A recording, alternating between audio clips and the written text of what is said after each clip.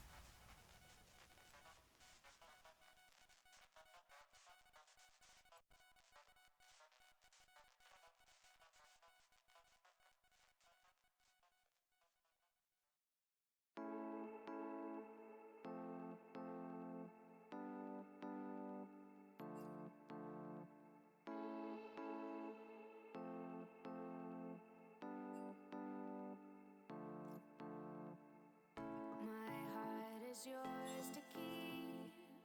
You're wired to be breaking.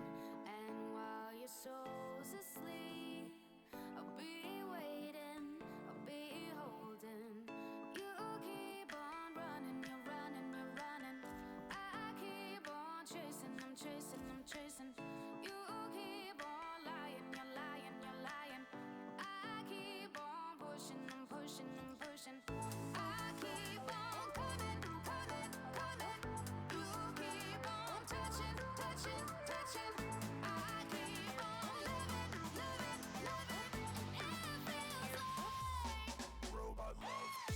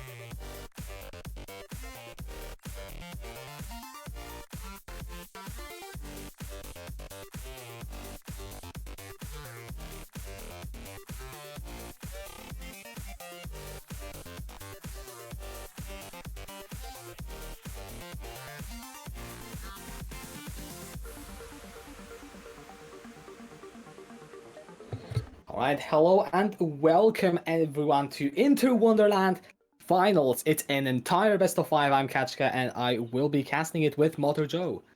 Hello. How you doing, my man? I am doing great and I hope the series today is also going to be quite exciting. After all, these teams actually haven't lost a game in this entire tournament. So, Yeah, both of them went 6-0 in their group, and while 1 in 5 had a forfeit surrender in the semifinal by abusement part, we saw the 2-0 win of the bra sound effect against, of course, Bob last week. No, not last week, before Christmas, obviously. Yeah, definitely. And I mean, I can just can't wait to get into this action. We should hopefully be starting the draft fairly soon. And for the first game, we will have brass sound effect on the blue side and 1 in 5 being on the red side. And I'm kind of interested where really the focus will lie on the draft, because in a best of series, usually the first game actually does tell you quite a lot about where these teams want to focus. Yeah, it will definitely show us what the teams prefer to play, of course, barring the bans that will happen. But I'm very curious to see the adaptations that teams will make after Game 1. But first, let's go with this Game 1 ban phases started. Yeah, first, straight away, we get a Warwick being banned away, as I believe that is actually one of the... Yeah, it is a top champion of Kaya Nelo. So yeah, makes sense to just remove it. Yeah, if people are very, very experienced on champions, you often just really want to get them off their comfort, want to force them to play something they're not that secure with, to just kind of throw a wrench in the comfortability the teams have on the Rift. Jin and Ari going next. Yeah, I feel like there's just quite a lot of focus on the comfort picks, which, to be honest, is pretty expected, I'm going to say, to see, especially in a sort of final match. You want to throw some curveballs in the first game, see what the opponent will pick, and then where you go from there. Now, the Shen was the final ban. It was accompanied by a Darius as well for the side of Brass Sound Effect 2, and we'll see what the first pick is. I'm actually curious, what lane are they going to opt into? Yeah, the Shen, a very obvious ban for me. Beak looked exceptional on it in the semi-final, but the Senna was the champion Odori played in both of those semi-final games as well, so that is not entirely unexpected in this regard here. Yeah, definitely just going for that fairly safe, I guess, or, just a solid first pick. Most likely going into the support position. Let's see what the response now is going to be. Alright, so we do get the Aphelios, I like to call it. You might call him Aphelios, but yeah, first time I see this champion. Yeah, I haven't seen him in action, at least in VL yet either, and whenever I play ranked, he's always banned, so gonna be Googling. Yeah, you see, I'm lucky because I just bought the champion straight away and spent like a solid hour in the practice tool just trying to figure what the hell he's supposed to do. And if that is that is an Alistar, clearly.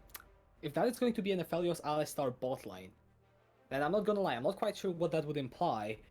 But once you go in, the damage is gonna be pretty strong, especially if you use some of the Aphelios' abilities correctly, I guess. Yeah, we're gonna see Lucian as the answer to that. So both bot lanes picked already, presumably, unless the Lucian, of course, goes mid lane. But I'm not going to expect that for now. The Jarvan would be a very safe pickup for the jungle, not really showing much of what their comp wants to do, just kind of obfuscating there a little bit. Answered by the very unusual, in my taste at least, Amumu. I'm not sure how much of that Cayenne Yellow plays. But that looks interesting here. Looks like a full-on team fight Yeah, from 1 in 5. that is what I'm thinking, and the thing about Aphelios, right, is if you go for Infernum, that's the flamethrower or the dark blue weapon, whatever you think about it, it's the AoE thing. The ultimate with that weapon is absolutely massive for wombo combos. If the opponents are together, you're easily going to deal over 1000 damage at something around 20 minutes.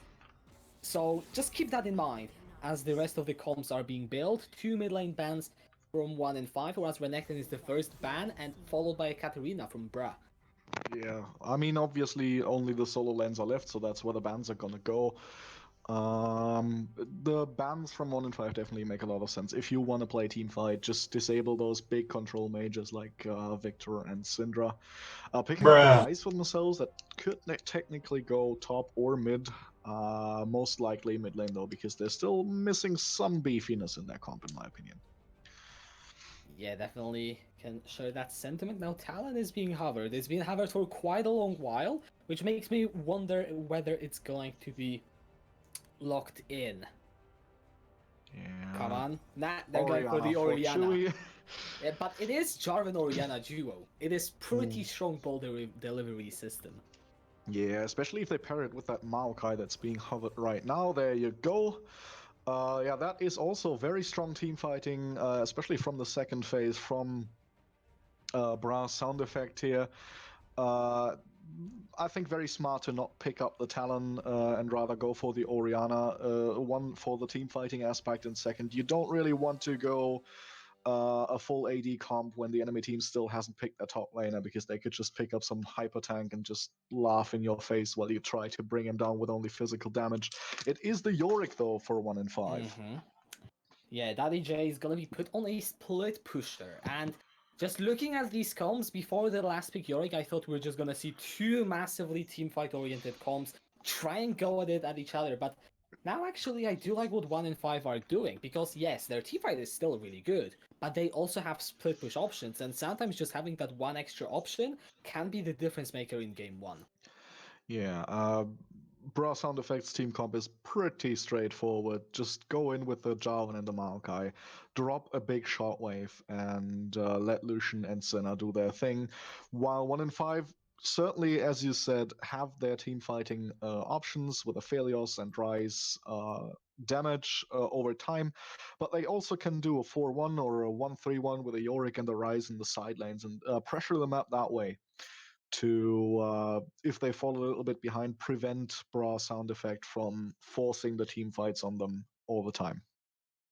Yeah, that being said, I wonder, where are we going to be focusing early? Jarvan, that is a champion that has, over the last year, pretty much made a name for himself for being able to pressure the early lanes when set up well. So, what lane specifically are we looking at? It's gonna be for I'm gonna say the solo lanes are where we're gonna see a lot of attention because no escape on Rise, of course, and none on Yorick either. But what I really want to see from Shenzhen here is some early invades on this Amumu because when Amumu manages to get ganks off while being not too far behind, these can be really threatening once the bandage toss is hit. But if he gets to put Amumu behind in the early games, really, really dangerous situation then for 1 in 5 to be in because Amumu will recover at some point, but if he's out in the early game, if he's behind, he's going to take a long time to even up the 5v5. I mean, they do have the split pushing option, but with a jungler that's behind, you can't really push up lanes that far. Yeah, I definitely agree. Also, something else to keep in mind for Brass Sound Effect 2 is the bot lane potentially. You've got a Lucian that is always in AD carry that likes to get ahead. Now, not too much experience in the matchup into Aphelios. I'm not gonna lie, I don't think anyone does. And therefore, it's just that thing that I want to kind of put in the box and keep in mind throughout the game is to see whether that bot lane will be able to get ahead, and whatever happens, how will both Lucian and Aphelios kind of interact. And what I mean by that is Aphelios good from behind? Can Lucian maybe punish even if he doesn't quite get ahead in the matchups? Those are all really the questions that are still yet to be answered with this new champion. Yeah, also, I'm really curious how well Odari will be able to abuse his range advantage on the Senna versus the Alistar, who, Mm-hmm. once he's in, he kind of needs to fight because I don't really see a way out of a fight for Rakuri. If Senna gets to kite him away, he's in trouble. Oh yeah, that for sure. Now, what else can we actually be focusing about? We kind of talked a bit about Bra sound effect, how they need to try and use their Jarvan. We put the focus in on the bot lane. And Mumu, we kind of mentioned you can fall behind a bit as long as you're not getting extra bullied. Therefore, the role is actually quite simple. My eyes are kind of on Daddy J though for 1 and 5. You know, you're playing the split push champion. Your job is at one point to just be an unstoppable side lane threat, and if you can get online early, that often is enough to just win games at 15 minutes. Yeah, the Yorick will be a pivotal force because while Ryze is not bad in a side lane, he cannot really threaten the 1v1 kills on Maokai once Maokai has a magic resist item in the side lane. So will have to look at this Yorick definitely. Something about the Amumu and the bot lane we have both talked about yet, but speaking about this Alistar and his need to go in, well, if Amumu's there and the sound effect team don't know he's there, the CC combo of Alistar and Amumu is very potent, and Lucian and Senna both not the tankiest of champions. Uh, could be a focal point as well if they manage to get this Amumu to level 4 or 5 or even 6 unscathed enough. Looking at these summoner spells, I see the Cleanse on Orianna makes a lot of sense against Amumu and Ryze, but also the Barrier on Senna. And exemplifying them just not wanting to die and just continuing to trade in the spot lane. Yeah, I think that kind of makes a lot of sense. You mentioned Senna, you might have the range advantage, but you're not necessarily the most mobile or um, tanky champion. I mean, you do have your E for the mobility, but it's not like if Alistar jumps on top of you, you can't really do that much with this ability. As yeah, no, I think we've said pretty much everything that we need to be looking at in the first couple of minutes. Hopefully, we should be getting into the game soon for the first match of this best of 5 final. Yeah, one more thing. I'm really, really interested if Bra sound effect choose to invade. Because as we mentioned, this Amumu really susceptible in the early game to being thrown behind, and they do have not that much CC on level 1. They do have the Maokai and a lot of damage though. So if they catch one person out, not really paying attention maybe, as sometimes is supposed to happen, uh, in Valence League, this could blow the game wide open from the very beginning. All right, well then, let's see. As are you loaded into the game? I don't know. I don't think we are. I think we're all still waiting. So Yeah, I'm not at yet in the stream. 94%. Yeah, okay, then it's all good. Yeah, okay, we're in soon. So yeah, guys, you don't need to wait that long. There is no game to be seen. If you want the runes, I might as well run down. Maokai, Grasp of the Undying, Jarvan Conqueror, Orianna, Summon Airy, Lucian press the attack, Senna, Summon Airy. No real surprises. And on the other team, also pretty standard. Yorick, Conqueror, Amumu, Aftershock, Rise, Phase Rush. That's the one I guess that's maybe a bit different, but still fairly standard. Yeah. Aphelios, press the attack, Alistar, Aftershock. You're welcome. The only ones I'm a little bit wondering about is these Conquerors because it had been nerfed for the preseason or shortly after the preseason, if I remember correctly, and lots of people have been experimenting a lot on the champions that used to run Conqueror.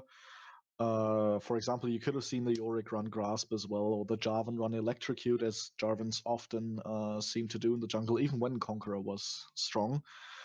All in all, it's still a great keystone, and I think we are into game any Yeah. second now. Yeah, it's that weird thing where technically you're in the game, you see everything, but it's all dark and it's 0 seconds for like 20 seconds. Therefore, should be any moment soon. The tension intensifies. You know? Want to take bets on if there's a pause? Um, I'm gonna say no pause just because we loaded it in for ages, so if anyone DC'd, they probably already reconnected when we were loading. All right. Well, let's see, 1 and 5, staying together, could be looking for an invade, whereas you can see some spreading out coming in from Bra. I really need to Definitely practice on looks that like an sound invade. effect. Bruh. Bruh. Bruh. Okay, so 1 and 5 Bruh. kinda sets up for a counter invade. The only problem is there is no invade. Well, they might try and push up a late invade, just waiting if there is something coming.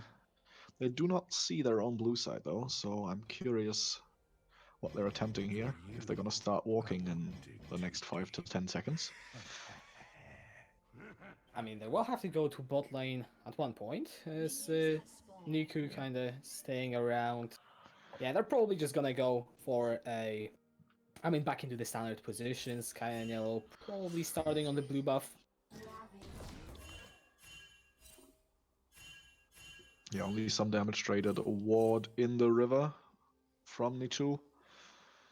But no action here. They seem to be really afraid of that invade on the red buff, but it did not happen. Of course, it is something you have to be a little bit wary of as an MMO, because you always start blue buff as that champion. Alright, now the bot of the junglers starting on their bot side buff, which means bot lanes are kinda late. I mean, they are both just going to come in later into their own lanes early game. Kinda standard, you're not really gonna see for the first few levels though. Actually, a lot of aggression. Being from going the- very hard here. Yeah, onto that EJ, but there is a lot of trading as well back on the Yorick. It ended up being about even, both top laners down to half health and one potion forced to be used.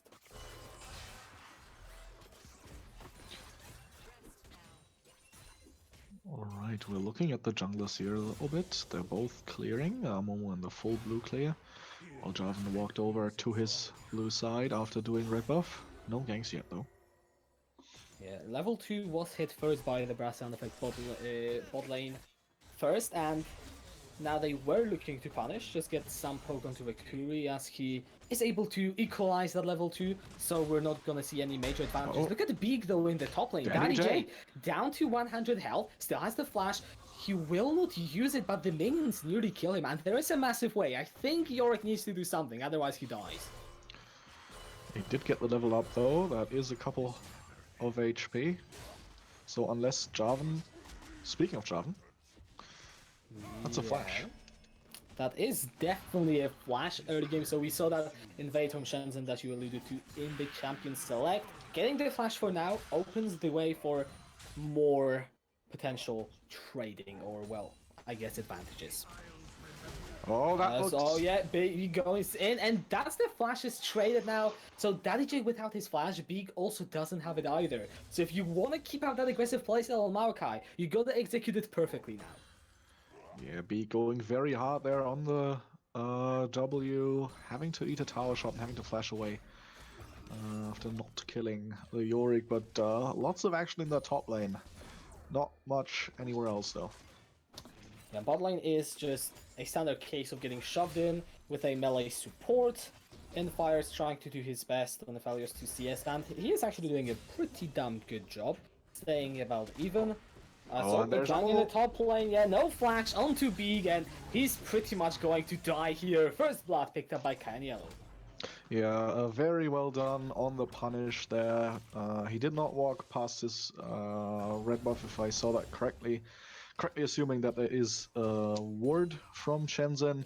So he walked through the top line and then through the tri-brush, getting the gank on the still very far pushed up Big. Great punish from... that's 1 in 5. Yeah, from 1 in 5, pardon me. Even though Yorick almost died, he does get the assist, and Momo does get the kill, and that's blowing the top lane very wide open there.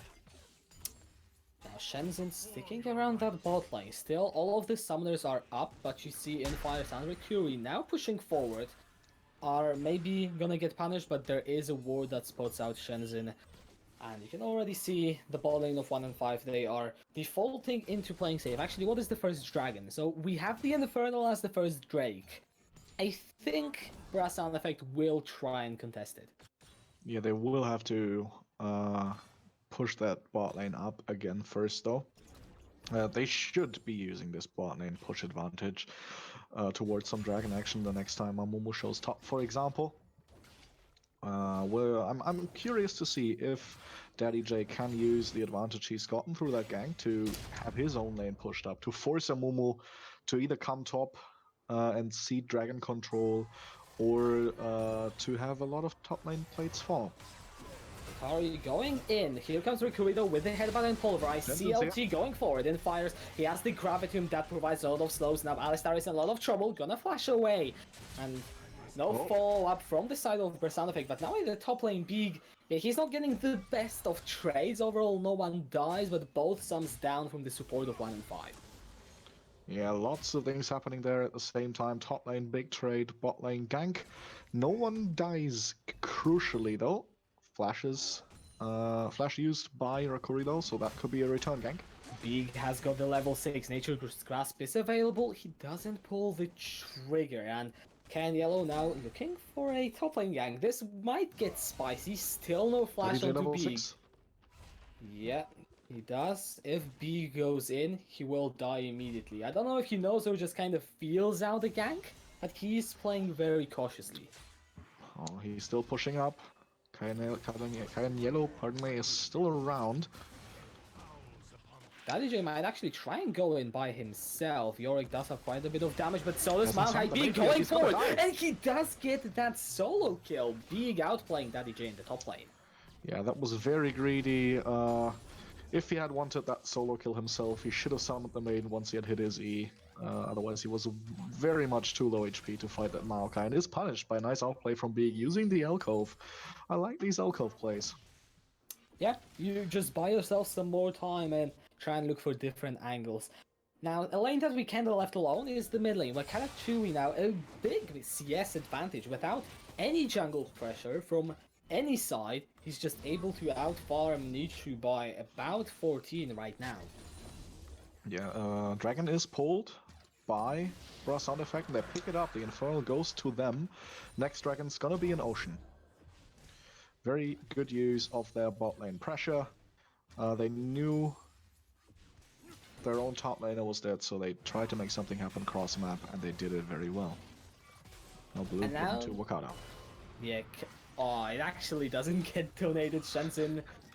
I don't know how he picked it up. He doesn't have the center hole, but no, Nichu, what are you doing? You can't just walk in the jungle like that. Wakata Chewy picks up a kill, and that's Brass Sound Effect getting a lead in kills. Surprisingly though, the goal is still very close.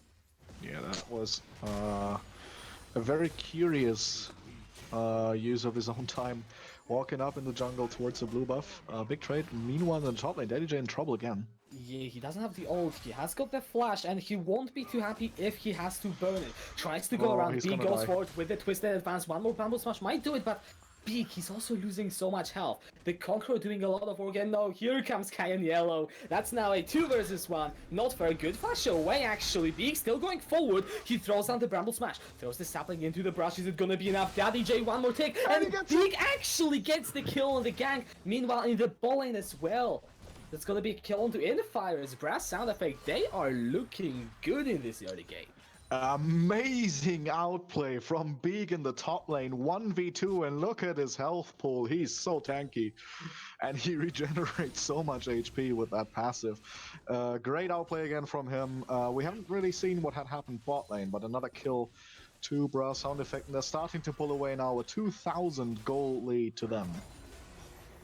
Yeah, Riku trying to stop that tower push as well. That's going to be at least one play. Then yeah, Shenzhen is in that brush. Infires kept both of his sums. He's gonna have them again. So Brass Sound Effect could overextend in theory, but they have 2,000 gold of a lead. I think if they just reset, if they keep playing as they play right now, they are looking set for the mid game. Yeah, they're looking great there. Orianna is very much ahead in CS. They have gotten the kills in top and bot lane. And the dragon as well. This is such a bait in the bot lane. Shenzhen and Otari sitting in the brushes. Here it goes down the root. Flag and Jack into the Captain Rikuri. No flash. He can't get away. The heal is gonna keep him alive for a while longer. Here comes the Moonlight Vigil. Quite a bit of damage coming in from Infires. Not enough to get the return kill. Now CLT going forward with the Relentless Pursuit. Here comes the calling for the double kill onto the Lucian. Very well done. Great bait and then great micro in the team fight as well, keeping Odori alive so crucially, and then Key with a great ult to finish up another kill. Alright, Daddy J, he says he wants to finally win a fight. He's got his ulti. However, that is a 2-level advantage for Big, now 1 level. Which means that Yorick just doesn't do things we're used for him to do. And it will take some more time before that 1v1 could have gone any other way than what we just saw. Yeah, the Maiden playing a big part here. We saw how much damage she actually deals, especially in the early game, to even Big. So even from behind, AJ able to win this trade. By the way, in that fight in the bot lane earlier, Bra sound effects bot laners did not use their summoners except for Lucian Seal. Shenzhen also still has his flash, so they can still all make a lot of action happen. Also, a lot of tower plates falling in the mid and bot lane for the sound effect team. They are poised to take control of this mid game. Yeah, and if anyone ever doubts the significance of CS, the gold difference between the mid laners is the same as the gold difference between the AD carries. Because Wakada has a over 30 CS advantage, it is equivalent to 2 kills and an assist. However, now Kanyelo looking for a return play. That CC is just beautiful. Fires gets a kill. Shenzhen now looking to punish Daddy J, who tries to run away. Good flash. Nature's Grasp is still going to root him in place. That is going to be a long route, but he's still on the run. Wakada should be roaming up from the mid lane though, and I don't think that Yorick will be able to get anywhere. Here goes the knock-up, and that's Shenzhen getting the kill. Nichu though, he flashes away. One more to attack, follow through from Wakada Chewy, and he gets himself another one. Oh, there's a lot to unpack here. First of all, that was a very greedy face check from Odori there, not knowing where the jungler or the enemy bot lane were exactly. And he pays for that with his life, but then knowing Amumu to be in the bot lane, great punish from Bra sound effect in the top lane, chasing this Yorick very far, but he was never going to get away from so much CC and the dashes from Jarvan. And then, of course, in the mid lane, another kill for Wakada Chewy. I believe it was even a solo kill. So great work there on the Orianna. Now 4 DCS ahead. We're gonna see another play. You've got Aphelios ulti up, he has the Infernum. If Brasanafek group up, that is going to be quite a bit of damage. Here goes the Cataclysm, the fight is initiated, and the ulti came down from Enfire's, not really doing any work, and look at him just drop to Shenzhen. CLT Key, he's still in touch. Kanyelo is gonna get one back onto the Jarvan. Amumu still strong in the front line, but CLT Key goes on a killing spree. Might look for another one. The crit lands, that's gonna be the double kill. 4-0-1 onto the Lucian. Brasanafek win yet another fight. Yeah, 3 for 1 in the bot lane. They thought they had it with the Amumu behind the enemies, but they're just too far behind to win the 3v3. And I think Amumu also did not have ultimate. This is going to mean another dragon for Bra in addition to that 3 for 1. They're now 11 to 3 in kills, over 5,000 in gold, and 2 dragons. Not looking good for 1 and 5 here. Yeah, that to say the least. Mountain is going to be the soul, and I've been trying to think, you know, how effective the souls are. I guess that is a discussion for another time, as B going in hard onto Daddy J again. I think that we are going to just see it kind of evolve into a noodle fest or whatever you call it in top lane, where no one really gets any health advantage, but it's still curious to see if anyone's gonna die. I mean, Maokai has a lot more sustain with the grasp and his passive, and he is carrying over 1,300 gold in his pocket, so if Yorick does not find anything to get gold back, this top lane is gonna look very dreary for him for the next 10 minutes. Because he just will not be able to keep up with the sustain. Honestly, at this point, Daddy J just kind of needs to hope he can at least get farm. In terms of farming, compared to everyone else, it's been bad. Compared to Big, it hasn't been bad. too much. They've just been constantly fighting. Yeah, and I don't know really what to make of it, because if Daddy J gets 2 items, or really even the Triforce, and takes good trades, that top lane can be swung around, but by that point, Big just becomes a massive teamfight threat, and yes, the turret has fallen indeed, and now Big, he just goes into Daddy J once again. There's nothing you can do right now. Big goes on a killing spree, Kai and Yellow trying to salvage something back. I think he might have enough damage. The healing though, it's actually so big. Kai and Yellow, he's dropping low, and Big 1 versus 2 double kill in top lane. Yeah, he was so low HP, but we don't have time to talk about this. Another fight's happening. Yeah, Rikuri, he's got the stun going in onto CLT Key. The ultimate from Aphelios already used. But look at the Herald in the mid lane. That's tier 2 gone by 16 minutes. Even shorter than that. Breath Sound Effect 2 having a great game 1. They're already pushing onto the inhib tower. Oh no. Oh, the Shockwave Cataclysm. Nichu can't do a damn thing. Breath Sound Effect, absolute domination in game 1. 16 minutes, they get the mid lane inhibitor. I don't really know what to say about it other than that. Yeah, that was a great use of the Herald as well. They just keep getting kills without help, and when they have help, they just completely dismantle. First, that double kill in the top lane. He's now on 2 items on this. Oh no, Kai and Yellow, he might be pretty dead if you ask me. He doesn't have the flash. Yeah, that's a kill for Wakada Chewy, and this game went from 0 to 100 so quickly. Yeah, great snowball from Breath Sound Effect. They're doing the same thing they've done to Bob last time we've seen them play. And now in Fires you have to flash away from the mere presence of enemies. I don't know where to begin. So much to unpack at once. We were talking about if a camping of a Mumu could bring down the rest of the team, but it's been the lanes that have been losing mostly, and Kai and Yellow not been able to salvage that. He does have 100% kill participation for his team. But yeah, it's not been enough. They're gonna break the second inhib as well. Shockwave. We're only 70 minutes in. That's a Shockwave on 2-2. Shenzhen going forward. CLT looking to get the damage onto the sideline. Already unstoppable. Here comes the Nature's Grasp as well. Second inhib falls down as 1 in 5. It just doesn't seem to be a lot they can do this game. We ask questions about the failures, and we see when you're behind, you're about as useful as any other AD carry. And when you're against Solution, that usefulness is very close to 0. Yeah, especially when there's a Senna as well with a huge range. And of course the very safe engage from Jarvan and Maokai. There's just not much they can do now except try to stall out as much as possible, try to prevent the third inhibitor from falling. Just don't lose the third inhib until Baron spawns, but then your other 2 inhibs might be respawning as well, and maybe hope you can get a Baron steal, but at this point only miracles can save 1 in 5 from a game 1 defeat.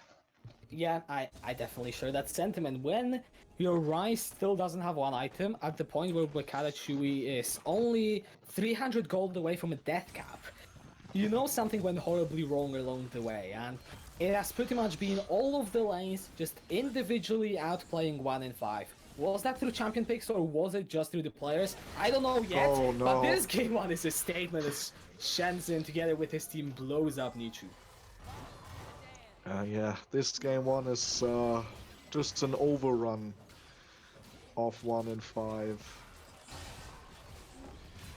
Alright, let's see if they can do absolutely anything in the top lane. That's a nice pulverize, quite a bit of damage as well coming through, but Rikuri is already going to die, and Fire's just stuck in the Cataclysm. CLT is dominating, they do get the shutdown. Picked up by Daddy J onto Wakada Chewy, but that is a 1-4-3. The inhibitor is also going to go down. We're 19 minutes in, and I wouldn't be surprised if Breath Sound Effect just pushed to finish. Yeah, I'll give them a golf clap for that team effort to kill Wakada Chewy. They threw everything at him. But if all you can do is 5 people, is only kill the AP carry while there's a 6-0 Lucian standing in the midst of you, the game's over. And a sub 20-minute win will be what we're seeing for Breath Sound Effect in game 1. What a doozy, that was fast. That was very fast, and what is even more surprising is that for the first 10 minutes it didn't feel like a fast game. Yes, Breath Sound Effect were ahead, they were setting up for what we saw. In retrospect, they were dominating from the beginning. But it's just how fast they were able to go from, alright, we're kind of winning, we kind of know what we're doing, to absolute domination. That is honestly impressive. Yeah, a huge stomp in this game one. I was personally most impressed with Beeg in this one because he almost played the lane 1v2 and he constantly won these fights. But of course, everyone in the team played well. Wakata with a huge CS lead. He gained Shenzhen just being everywhere he needed to be, and the bot lane just pushing and getting kills. What do you think? Who would be your player of the game? It is hard to say, and I mean, not because everyone stepped up necessarily. I mean, that is the case, but that's not the reason why it's hard. The reason it's hard is because I am not quite sure what exactly happened in this game. Like, yes, we see brass sound effect stomping, but is it because they just had a good game? Is it because they are better players? Is it because of the champions? There are just so many things that are unisolated, and I think in this very scenario, it just all happened to click together. Who was it due to? Everyone, really. And I Yeah. guess it's in the next game that we'll see why exactly brass sound effect is so dominating, or maybe we will also see what 1 in 5 can do to stop them. Or if they can stop them. Well, If. we're going to see in a couple of minutes. I think we can take a break until then. Mm-hmm. And don't touch that browser. We're going to be right back.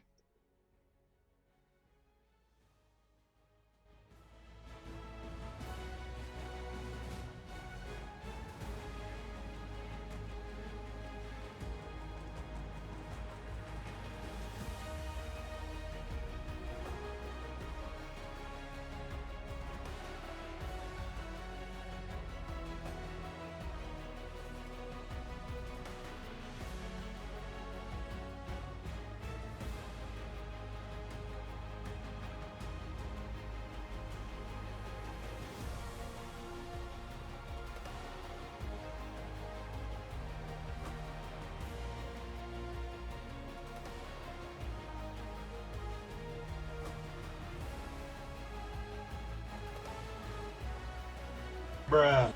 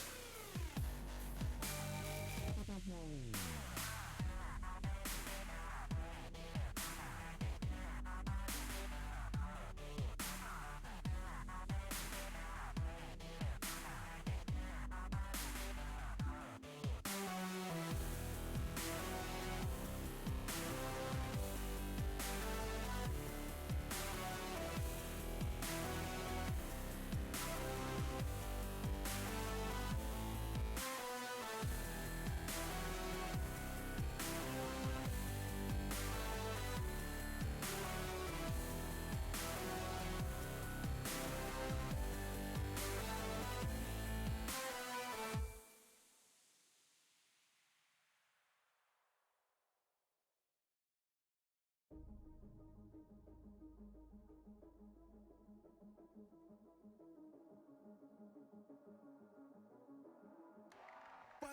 to the world, no heroes and villains. Welcome to the war, we've only begun. So pick up your weapon and face it. There's blood on the ground, go and take it. You get one shot to make it out alive. So higher and higher you chase it. It's deep in your bones, go and take it. This is your moment. Now is your time. So prove yourself. Oh, welcome back to the VL Inter-Wonderland Finals, the grand finals, the best of five between the bruh sound effect number 2 and 1 in 5. I'm Motojo, and with me again is Kachka. Hi. Yes, hello, and now game 2. Brass Sound Effect had a very strong, dominant showing in game 1. Now we're going to see if it's going to be repeated, and what I am personally looking at is whether was it the draft or was it the players. If the draft stays the same, then we have no way of knowing. But after such a game 1, I think 1 and 5 will try and target some of the picks that led to the success of Brass Sound Effect 2. Yeah, I definitely want to see a Senna and or a Jarvan ban this game. For now, 1 in 5 are on blue side this time. They started by banning Ari again, while Bra Sound Effect are on red side. Now we do have a substitution. SRP565 is playing support for 1 in 5 this game. A Nunu ban is the answer for the Ari. Yeah. Oh wait, actually I didn't notice that. Rekuri is now playing in the jungle. I thought that he got swapped out completely, but actually we're not gonna see Kayan Yellow, so that might be where the Nunu ban is coming from. I actually didn't really specifically look for any Nunu plays, but yeah, it was played once in the past 7 days in solo queue by Rekuri, so I guess that might justify the ban. Yeah, I was wondering that as well for a short time, but as you say, Rakurino in the jungle does change the dynamic. So far, they have not adjusted their bans yet. Maybe in the third one, they'll ban one of the champions that has been played last game. It is not the case. Shen again is the ban. Maybe they're speculating on picking that Senna themselves now. Let's see. Yeah, they do have the first pick. Actually, it is Zyra, and it is a pick that SRP kind of plays a bit. Not a whole lot, but it is one of his most played champions, and I'm actually excited if it does go into the support. Yeah, that could be an interesting one, definitely, but I'm going to expect a Senna pickup now from Bra Sound Effect. I'm not sure how the matchup goes into Zyra, but they've picked Senna every game so far that could, at least that I've seen, and they do it again. I mean, Senna does have a similar range to Zyra. Definitely less damage, but you do have the sustain if you're playing Senna. And if it's paired up with the right AD carry, like something like we saw last time in Lucian, against an AD carry that can't necessarily match the early game aggression, then I would definitely favor Senna in that bot lane. Shenzhen hovering different champions. He's playing the Gragas this time, no defaulting back to that Jarvan. Alright, I mean, Gragas is kind of similar to Jarvan, a bit more just like flying and cause some chaos kind of champion instead of the more precise and measured Jarvan that just goes in onto a specific target and uses the Cataclysm. But I do actually like the response in the Olaf. Yeah, definitely a jungler that can compete for the early jungle in the jungle a lot more than Amumu could with that Olaf. Not the greatest ganking champion, but if his laners have sufficient CC, he's even good enough for that. And he can just ignore anything they throw at him and walk towards that backline and try to cause some chaos there. A Caitlyn as well picked up for Infires. No Aphelios experiments anymore.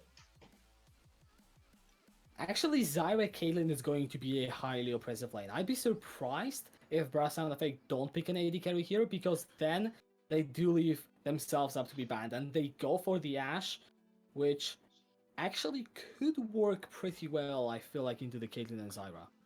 Yeah, it is a risky pickup though, because now they have no mobility in the bot lane against Caitlyn and Zyra. If you're CC'd once, you're going to be CC'd for a while. That is true. That is true. However, the crowd control is also a bit limited. It is there. The roots from Zyra into the traps from Caitlyn, it's definitely big. But then I also worry about the reverse. When you have the Ashe Arrow and the Senna roots onto a Zyra, you're gonna die really quickly. and it does kind of go both ways. And there is the first adjustment of pick ban. The Maokai is not gonna be in Beeg's hands again. At least this game. Yeah, at least this game 1 and 5 are actually getting rid of it. Katarina still banned by the side of Bra.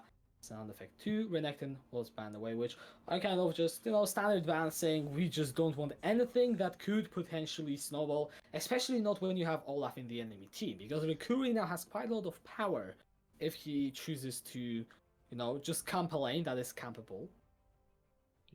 Ooh, Don't that would be a taunt us. spicy hover. Yeah, That's a spicy one. definitely is. 5 seconds. I'd be surprised if it gets locked in. But at the same time, it's not impossible. Nope, Yeah. they go for the Rise. So now Chewy says, I'm gonna show you how to play Rise. Because last game he did destroy Nichu pretty hard when he had Oriana against the Rise. The ultimate flex move now would be, of course, to pick the Oriana themselves. It They is the actually go LeBlanc for a though, LeBlanc, though. which does make a lot of sense. You can push in Rise early and then try to roam, influence other lanes with a lot of CC, like in Caitlyn Zyra, for example, or together with the Olaf to just do a big pile of damage onto someone. I'm curious to see if they can pull this off with the LeBlanc because it is a difficult champion to make work. Yeah, but 1 and 5 are committing for a snow. That is a snowball team Oof. comp.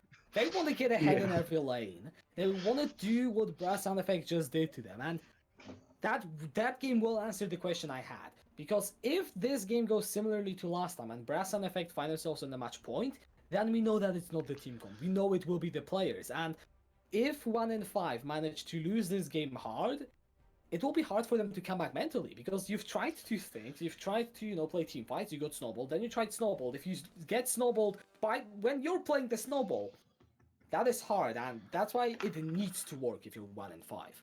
Oh, I think this is an excellent pickup for Bra Sound Effect. They swap the Rise into the top lane to deter this Urgot pressure a little bit, and also to make him escape the matchup into the LeBlanc, instead putting the Malzahar there, who will just basically sit there, push the wave.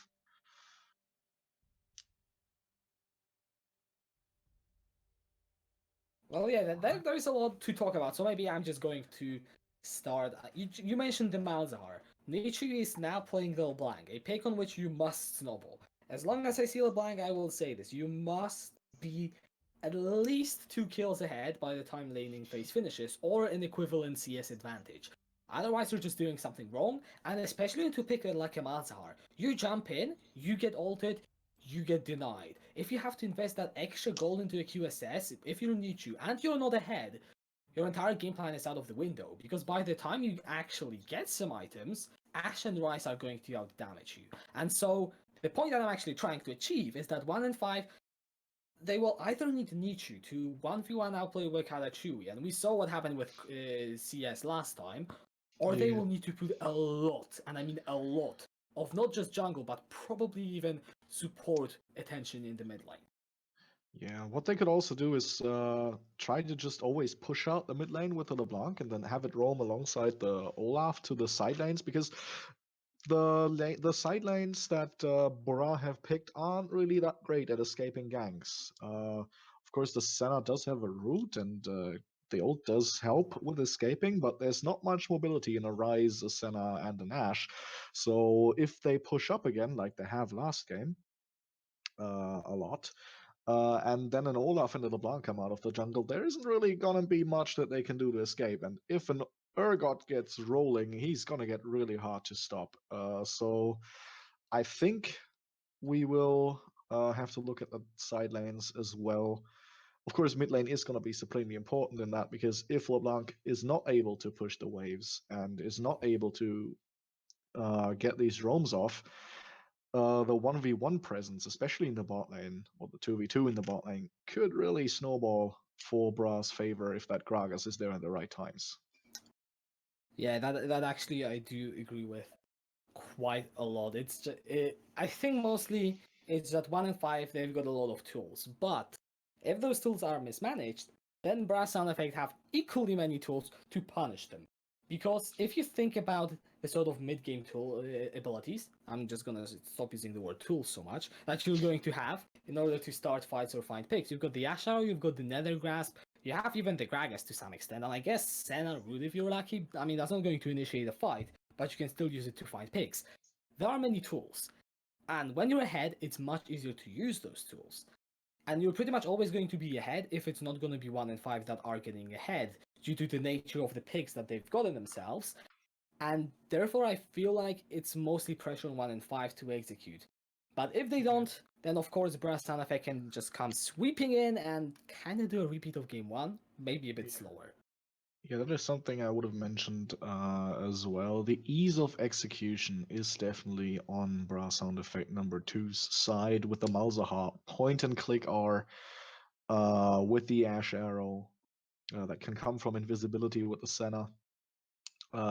Compared to the LeBlanc and the Olaf, who not only have to snowball but also have to really be precise in what they do when. Also with a very squishy bot lane on both sides. Explosive stuff could happen there as well. The thing is, both teams have, as you said, tools to snowball and to win their own lanes.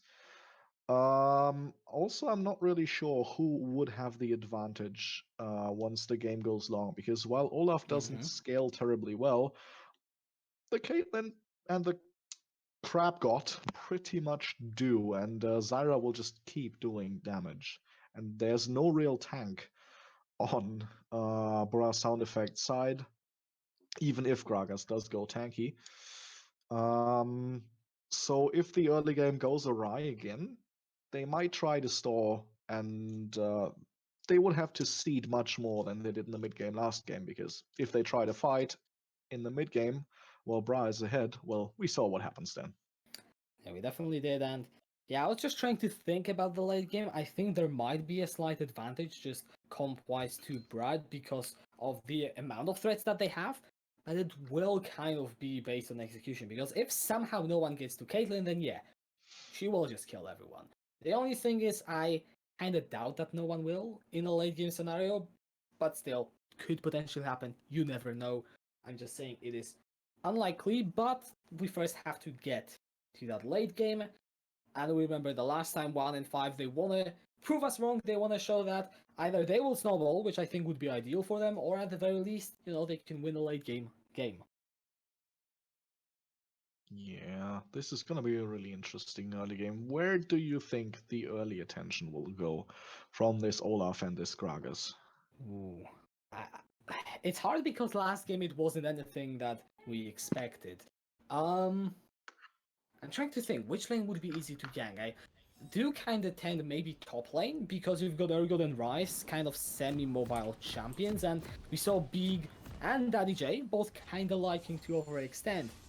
But then I think any lane that finds themselves further than they should be will just get immediately camped, because that's what we saw in game 1, and that's what we might see in game 2, as now we do go onto the Rift. Sound Effect starting off together, but they are feathering out.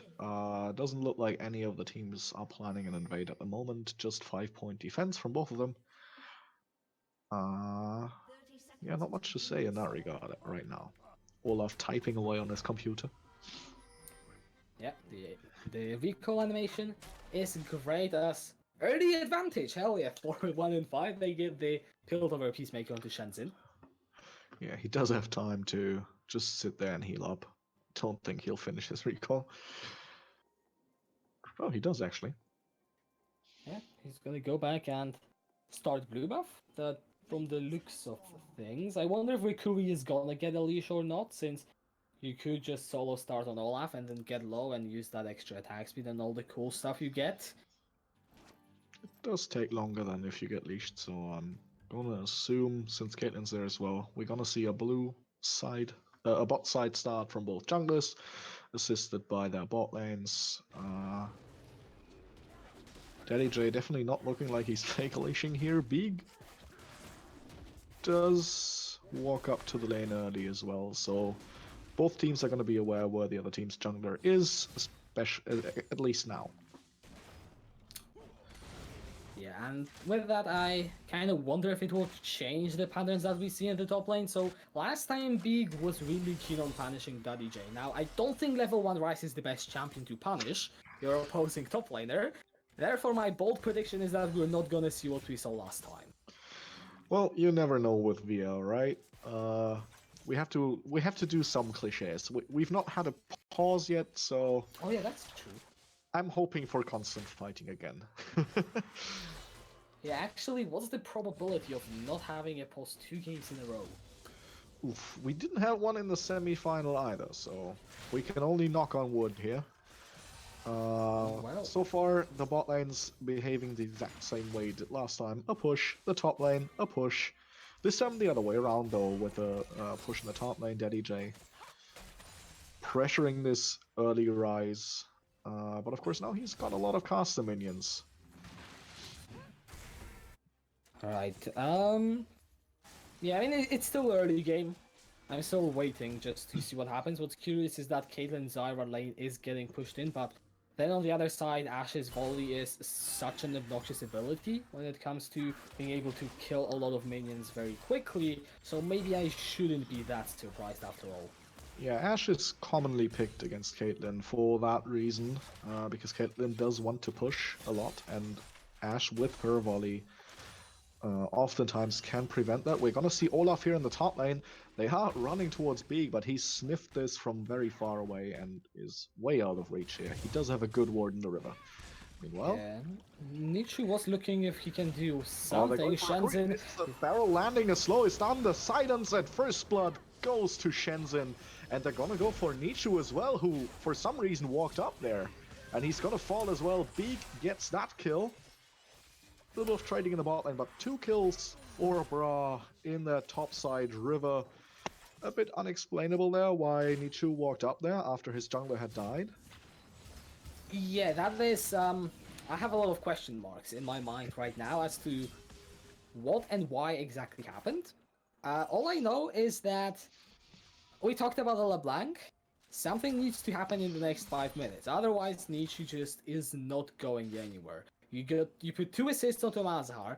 Wakada will have a pretty decent CS lead and probably also a good recall, but look at the gank now. It's the E flash, and now SRP has to flash away and get the heal from Infires just to survive. Great play from both sides. First with a hit on the body slam, and of course then with the escape. But the relentless push continues in the bot lane. Alright, so you don't have the flash on SRP and the heal also gone on Infires. Right now, Shenzhen has so much freedom to do whatever he wants. He's gonna recall and pick up Predator Boots. That is a given. And then he can pretty much... I feel like he should probably gank bot lane, as long as they don't get shoved in as hard. Like, as soon as Infires and SRP are in any other position or any further than you can see them on the screen right now, there should be a gank coming from Shenzhen. He could try and gank Daddy J, he could try and gank Nichu. The only problem with that is they have summoners and they also have some escape, so it is going to be hard. And I think right now Bra can kind of try and replicate what they did last time by just punishing the bot lane over and over again. Yeah, and Dragon has just spawned. It is an Infernal as the first Dragon again. Key and Ori have not recalled yet though, so I think before they want to make something happen in the bot lane, they will have to recall. But Key taken very low, 200 HP. Crucially, he doesn't do sums. Okay, there was some back and forth. Ori is close by. They have pinged him though, so they know he's here. Yeah, both teams really keen to start something. Wakad actually has level 6. And he's got flash available as well.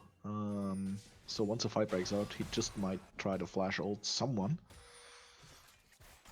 For now, it has quieted down a little bit. The push is going for Infires and SRP for the first time. Shenzhen is close by though, so as you said, they might try to make something happen right now.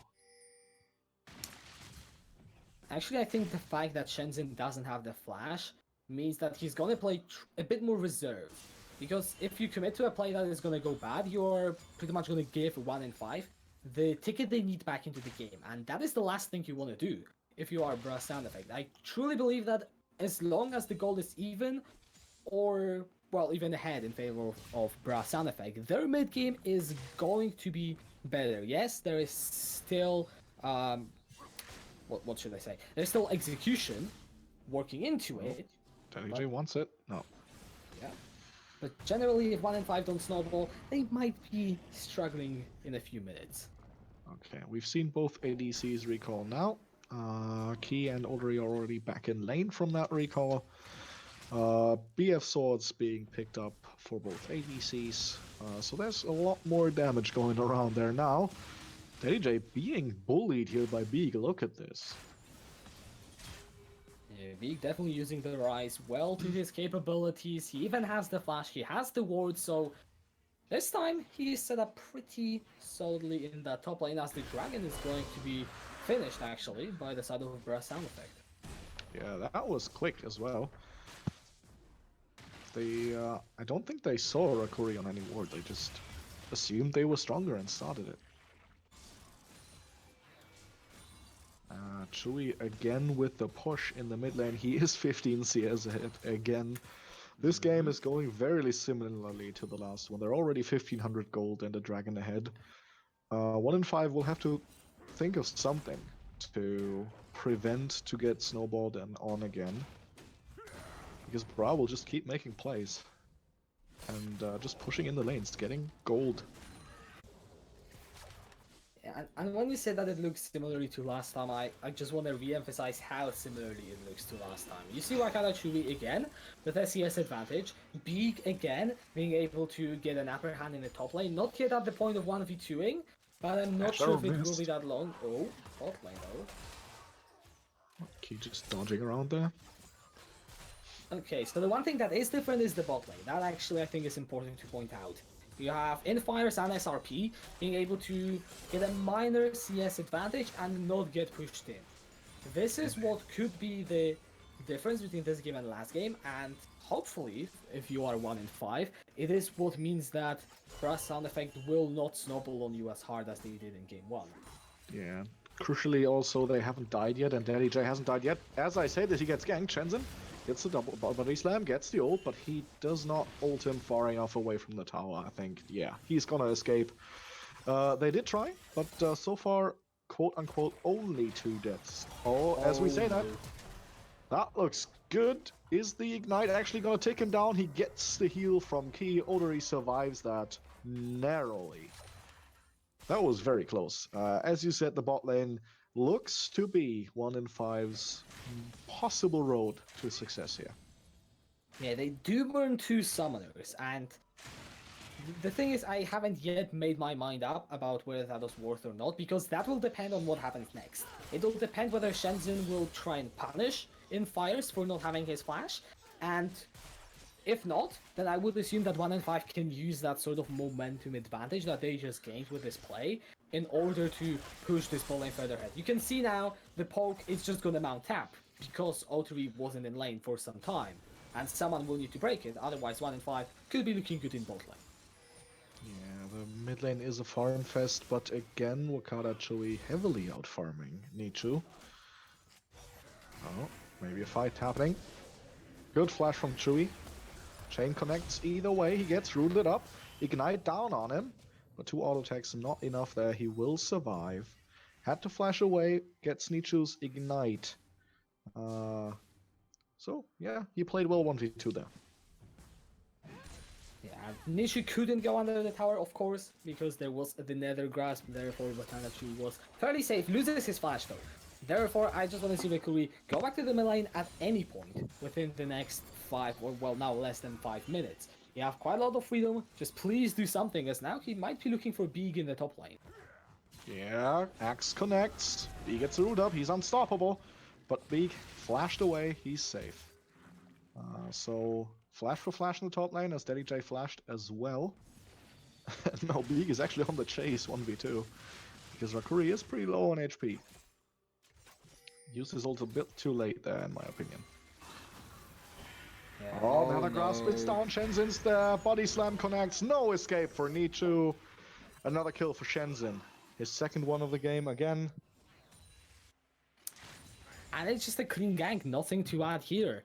Shenzhen was in the mid lane, Wakala Chui had the nether grasp, Nichu had no time to react, Yeah, and not it's as even simple time as to that. flash. And, okay, I'm just gonna hold on because there's some action in top lane. They do seem to have a shake hands there after that counter push from Daddy J. Just walks away to recall. Bot lane, crucially pushing. Oh! Oof.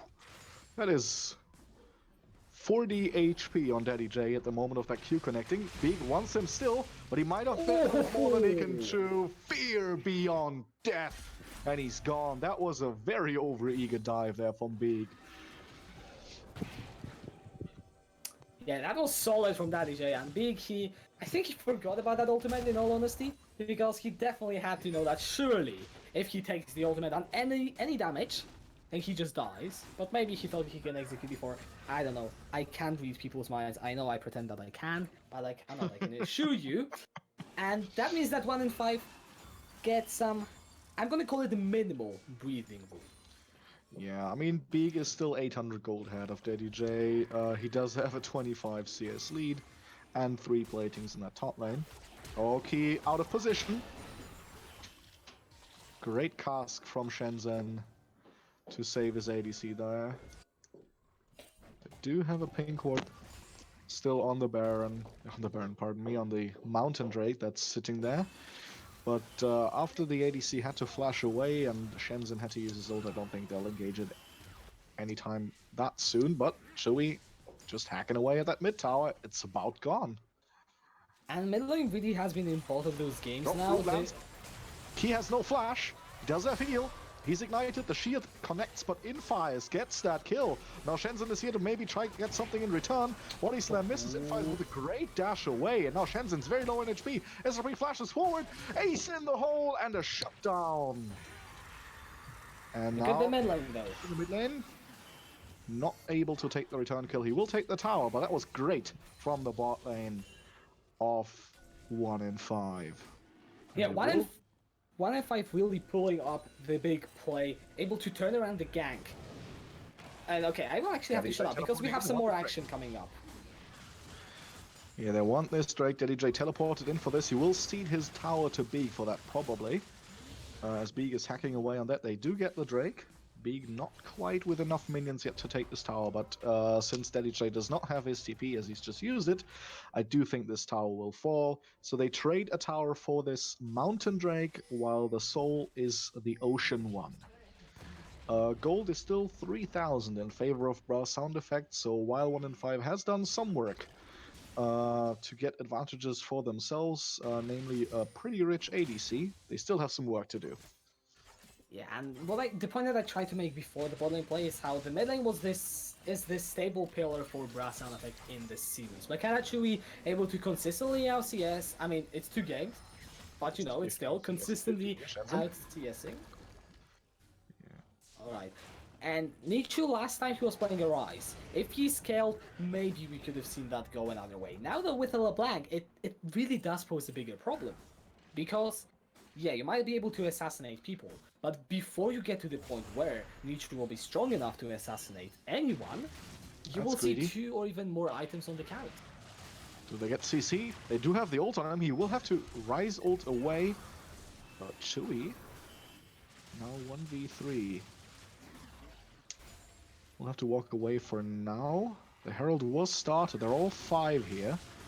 While Beeg is still in base. He does have TP though. Arrow connects. Oh, Red team has stolen the Rift Herald. Great play by Shenzhen, and ISRP's very low. Wakana 2 picks that one up. Now the Nether Grasp onto Nichu. He's also very low, but he gets out. Just that. The barrel connects.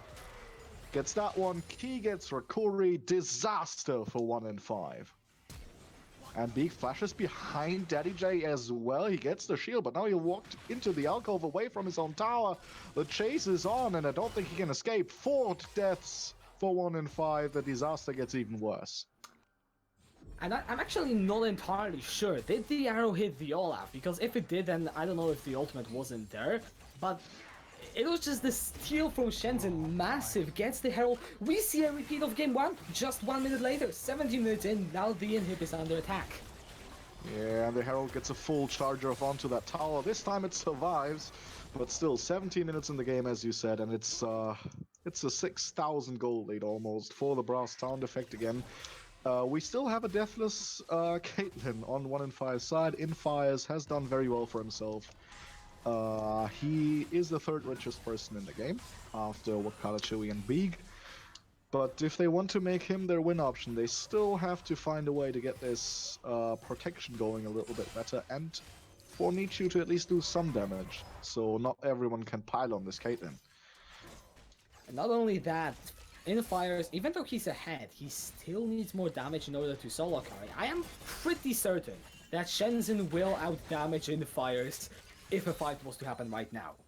You need probably 1 more completed item, if not 2 more completed items, and solid 10 minutes before you can realistically see Infires be a 1v5 He is carry. slowed. Road not connecting, so he gets to walk away. At the moment, lots of summoners were down after that fight, but Infires and Nichu and Rakuri and Daddy J still flash. Fight could be going. Okada Chewy, as we were talking about flashes, has to flash out there. Oh, invisible people coming in. Shenzhen's here. Daddy J fearless. He does get the Nether Grasp in his face though. The Space Aids. He does survive. He is alive. Oh no! Trying to get the speed up from the dragon puts them in range of the explosive cask, and Shenzhen gets his 4th kill of the game. Yeah, that was pretty unlucky for Daddy J, I have to say. And another kill going over to the side of Brass sound effect doesn't Root help Lance. 1 and 5. SRP trying to 1v1 the Senna, but there's so many people around. By the way, meanwhile, Beak just quietly pushing in the top lane. He will get this inner tower with this push. That is going to turn into a big problem. And I think it already is a big problem, and it's about to get worse. Yeah, he does get the inner tower. This is a 60 CS ahead rise with almost 8,000 gold compared to Urgot's just over 5,000. He is a very rich mage right now. And he is an immense pain in the side lane now, finishing his 2nd item as the Ocean Drake is about to spawn. And he also, actually hold on, how far away is he from the Archangel staff? The Seraph's Embrace, still about, under 200 mana, which is gonna be close, still a while. But if this game goes long enough, those Ocean Drakes are gonna become hugely important. Because we see 1 Drake apiece for now, and most likely it will be Brass sound effect taking this kill, this dragon, unless Rakuri can, I don't know, pull off a miracle steal, which I don't think he's even gonna to attempt. Alright, so this is the 2nd dragon. 1 more and you're fighting for the soul. Fighting for the soul dragon is such a big initiative for fights, but now we might see one in the mid lane. Ash Arrow connects onto Daddy J. Body Slam connects as well. He dashes away. He is slowed again though, and Rise is ulting behind him. Can he walk around there? Lots of damage, lots of They're in the slow. choke point. Picks it up, but the Zyra ult could have opened the fight there. They do manage to disengage. No more deaths at the moment. Me too. That's very far, but Rakuri, you are very low. Wakata Chewy is a bit out of position, though he could fall, but the flank just dies, and Rakuri follows. 3 death on the side of 1 and 5 already, and Infires does get to heal, but now he's in between a rock and a heart place. Everyone will die here. Beegurchen is on a rampage, and it only cost them Shenzhen's life to kill everyone on 1 and 5. Now are they gonna push, or are they gonna go for the Baron? It looks like a push. Yeah, Brass sound effect, they will go for the inhibitor at least, and if Infires was near that Stranglethorns, that could have been a convincing fight for 1 and 5. I'm not saying they would win it, because they are very far behind, and even if you're finding in a choke point with a Zyra, that does not guarantee you a 1 fight. But it did look like a chance. Instead they lose the fight and they lose the inhib. What will follow is that they will lose the Baron at one point. The only way in which they don't is if, I'm just gonna call it, Brass sound effect will have to throw really hard. Okada Shui could be very far up. He does get connected by the root. He turns it around with a Nether Grasp though. He just gets tagged by Daddy J's ult. This could be the way back in. Fear Beyond Death gets him, but he is on a killing spree before he dies. A shutdown goes to Daddy J, but a very nice return kill from Okada Chui, 1v3 onto Nichu. Coming back to that fight before, you really have to question 1v5's decision-making, walking Olaf and I think Nichu forward to chase Wakata Chui while their whole backline was accessible by the rest of Brass Sound Effect. And now they only traded 1-for-1 as well, and Beeg is pushing again. Do you see any way back for them? I think they have to do what they did just now, but do it better, because it was still worth for 1 and 5. But it could have been so much more worth it for them if they made sure to all, I mean, to be honest, I don't know if they could have done anything better for Wakata Chui, but if they can get more damage on him in a shorter amount of time, somehow, preferably by having infires there, and pick off individual members, preferably Amata without a flash, Jensen then connects that's the the way body to slam, win. connects the Q, flash away from Zyra. That's another summoner down. Yeah, and don't do that. Preferably. Yeah, don't get caught by a fed as heck, as you would say, Shenzhen. Shenzhen is richer than anyone in 1 and 5 except for Infires. And he does hit like a truck. Oh, speaking of hitting like a truck. And they are hovering the Baron right now with Beak pushing this bot lane tower in. It does look like they're gonna start at any second. The only thing Yes. preventing the Baron from going down is the fact that Brass Sound Effect want to get a pick. They don't need it. Oh no! But they really want Daddy to J with a unload. misclick on his stopwatch, and that costs SRP his life, and him almost his life. And this is surely gonna be the Baron. Without a Syra to have close quarter fighting, I don't think they can contest this, even though Beak is still in the bot lane. Make sure to have your control wards binded to the right key, kids. Alright, let's see Beak. Can he get the 1v2, Nichu 1v2? is very low already. He does get rooted, he does get Olaf Axe, they get a shutdown onto him. Nichu picks that one up, but it's gonna be at the cost of a Baron on 4 members for Brass Sound Effect. It is a bit encouraging to see how 1 and 5 at least tries to fight back, but it's still gonna be a huge mountain to climb for them if they want to not lose this game very soon. Honestly, I think that's the best case scenario. I'm not even joking. They get a shutdown onto LeBlanc. The only preferable scenario would be for Infires to get it, because Nichu is... He's kind of just there to threaten anyone that is low enough. He's not going to be much more useful than just a kind of sideline threat. Don't go there or you might get hurt kind of, you know, Maybe. champion. Yeah, maybe. That's not even a given. But overall, getting a Shadow onto Rise is a great thing, because it knocks down a minute of that Baron buff. You are still going to get that Drake. I think you should give it up, unless anyone can go for a safe steal, which it just isn't going to happen. Yeah, well, not with Olaf. Yeah, and then you successfully knock down 1.5 minutes of that Baron buff, and you only really have that much time to work on. Nichu has to jump out, but Nether Grasp tags SRP, though he is gonna fall. There is no escaping once the Malzahar tags you, and now Rise going forward. The Flash even steps onto a trap. He might die for this. There is just too much shielding for him, though. He did pick up the Rabadons, by the way, after his death. So another death for SRP with no return. Oh, Rakuri. Oh He's no. He's dead as well. This is gonna be a Drake as well. 2 dead. The lead grows to almost 9,000 gold. Pardon me, more than 9,000 gold at this point. It's 10 minutes later than last time almost, but it's still not looking good for 1 and 5. Yeah, that's to say the least. 10,000 gold in the deficit, 2 Ocean Dragons, and I think the Infernal was the first one picked up by Brass. I'm not too sure about that one. Yeah, but there just isn't a lot you can do. You can only hope for overextensions, and now with the Baron buff, yeah, you bought yourself some time, but you still inevitably have to face the buffed up team of Brass Sound Effect. Root lands. Daddy J is very low, and he falls to Beeg. The Rise damages are huge. You know, Odery can even chase away Nichu. That's how far ahead they are. Cast connects. No follow-up though. But this tower will surely fall with assistance of that Baron buff. Oh no, Flash Nethergrass. Can they get anything out of this? So Zyra out connected, a shutdown goes over to Nichu.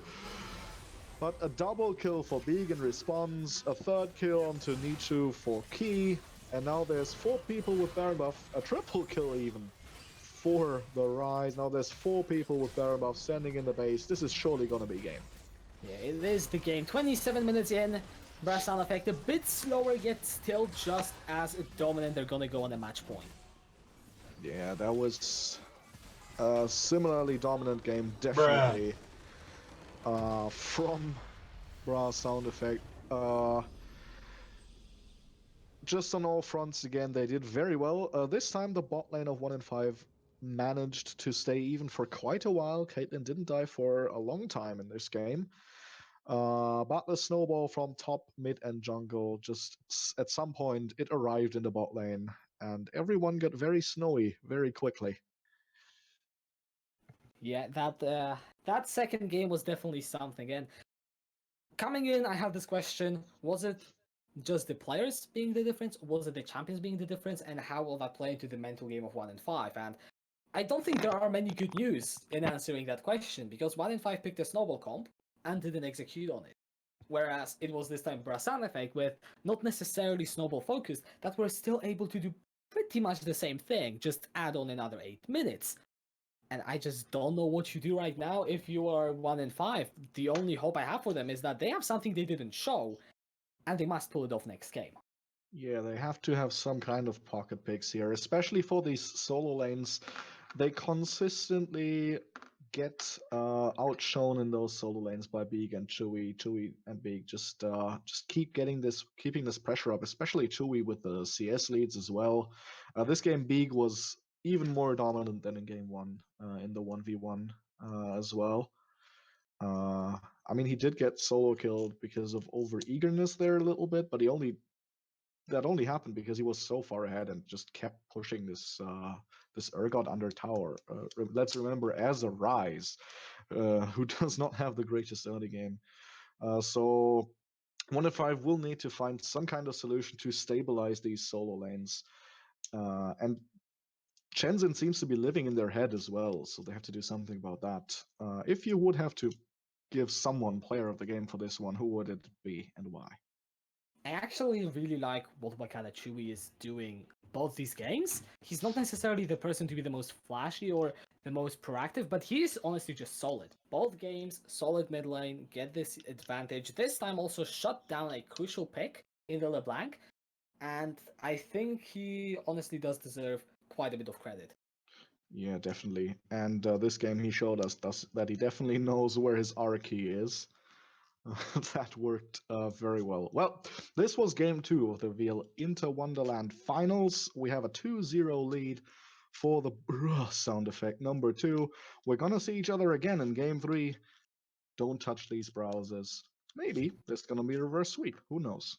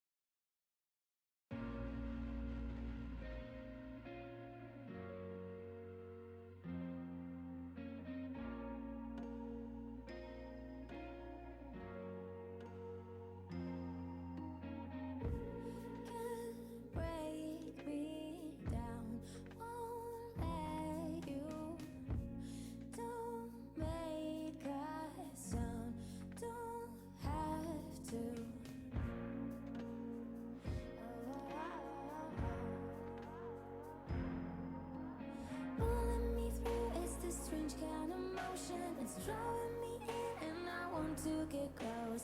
Get so intense like I'm lost in an ocean. Drifting away, feeling exposed. Don't wake me up. I'm losing my gravity. Leave me now. I'm losing myself. Don't wake me up. I'm losing my sanity. Leave me down. I'm losing myself. I'm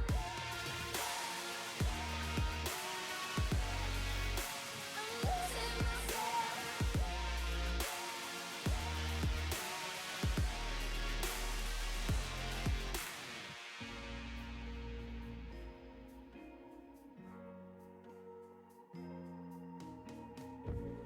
I'm not the same.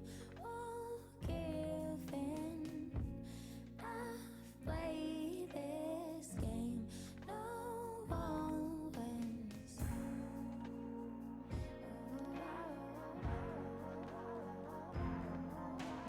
Pulling me through is this strange kind of motion. It's drawing me in and I want to get close.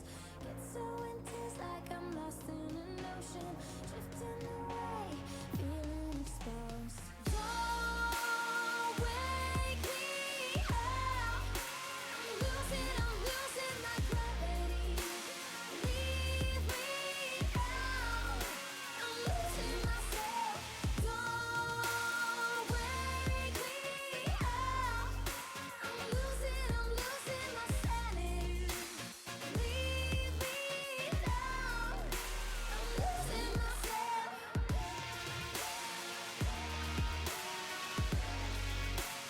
losing myself. I'm losing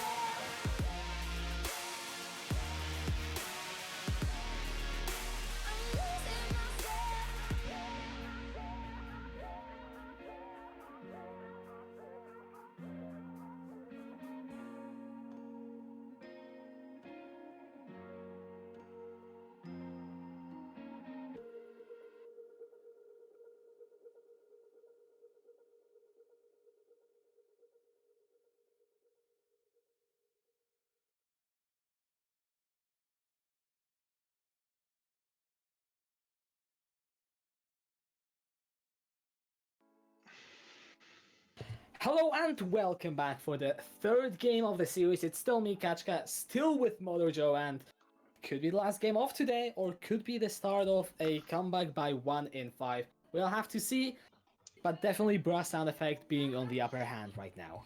Yeah, we've seen bigger miracles, but they do need kind of a miracle if they want to topple these giants of brow sound effect with how they've played these first two games. The solo lane differences were huge, especially in that second game.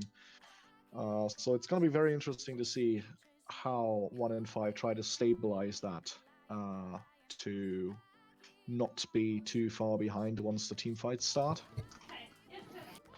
Yeah, and I kind of want to see also some changes in the draft, I guess, because they tried to go for a snowball pick for Nichu, and whereas I don't think that's what necessarily lost them the game, it didn't really help them either.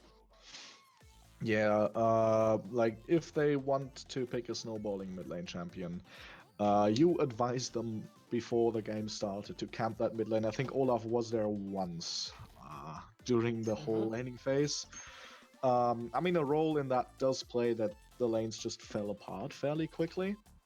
But yeah, it is gonna be in draft where they have to attack this. They have to at least either find a super comfortable pick in mid and top, or something they can stabilize and just sit back and farm while their jungler Rakuri tries to get this bot lane ahead. That did do very well in the early stages of that second game. I think Caitlyn didn't die until the first big team fight, or the second big team fight even. So they do have an avenue to winning, but I think it only goes through in fires with how these first two games went. Yeah, and also, I'm not sure how much you said about it, but being in the top lane also has been a big issue, yes. And so, I think you still have to look at that lane and say, we gotta do something to at least contain them. Because yes, you want to get Infires and SRP ahead probably by what we saw last time, but at the same time you cannot let the side of Brass Sound Effect do what they did the last two games, which is play around their solo lanes and just win the game because they're ahead. Yeah, so I don't know too much about Daddy Giant 2's champion pools, but I would very much like to see a tank in the top lane this time that can just not care too much if he's being pushed in. Something like a Scion or an Ornn or a Maokai. And just a safer pushing pick in the mid lane for Nichu. Something that can push the wave fairly safely and not be that susceptible to having to push up or having to get ahead. Yeah, now I think we're just ready for, waiting for 1 in 5 to confirm that they are indeed ready to start the game, and then we should be getting in. But maybe specifically in the draft, are there any picks, any bans that I guess should be expected right now, or are we just leaving 1 and 5 to do whatever curveball they want to throw in this third game? I mean, as I said, I would very much like to see a tank in the top lane and a safer mid lane pick. They could consider banning the Senna, because Brass Sound Effect always seem to default to that when they can. So it could be interesting to see if they can put Audrey onto something less comfortable if he plays worse if he's not on the Senna, but I'm not sure if it's worth putting a ban on, because the bot lane was not their problem, especially in that second game. So we'll see about that. The Nunu is the champ that goes away first again. Of course, now Brass Sound Effect on the blue side again, so they will have the first pick. Yeah, so far the ban is staying the same as in the game 2, and 1 and 5 still sticking with their first ban Ari. They still don't want to give that over to Wakada Chewy. I don't really blame them for that. Yeah, no change either for the Jin ban. It's been banned every game against Infire so far, at least in this series. And there we are, the Senna is banned. So we're definitely going to see Aldery on a new champ now. 1 in 5 fans and players will now hope that that does make a difference for the bot lane. Yorick goes away for Daddy. Yes, actually, slightly different ban. Actually, wait, was Yorick ban last time? I can't quite remember. It was definitely played by Daddy J in the game 1, so maybe they just decide not to go for that. What is the last ban though? 1 and 5, they already banned the Senna, so maybe they could go for another save ban or just stick with the Elise. I'm not sure if it's the wisest choice to try to ban Shenzhen out, because he's shown he did very well on the Jarvan, he did equally well on the Gragas. Maybe it would have been the smarter choice to ban the Shen again. Zyra has picked up 4 Bra sound effect here. So let's see. Oh, there it's the tech.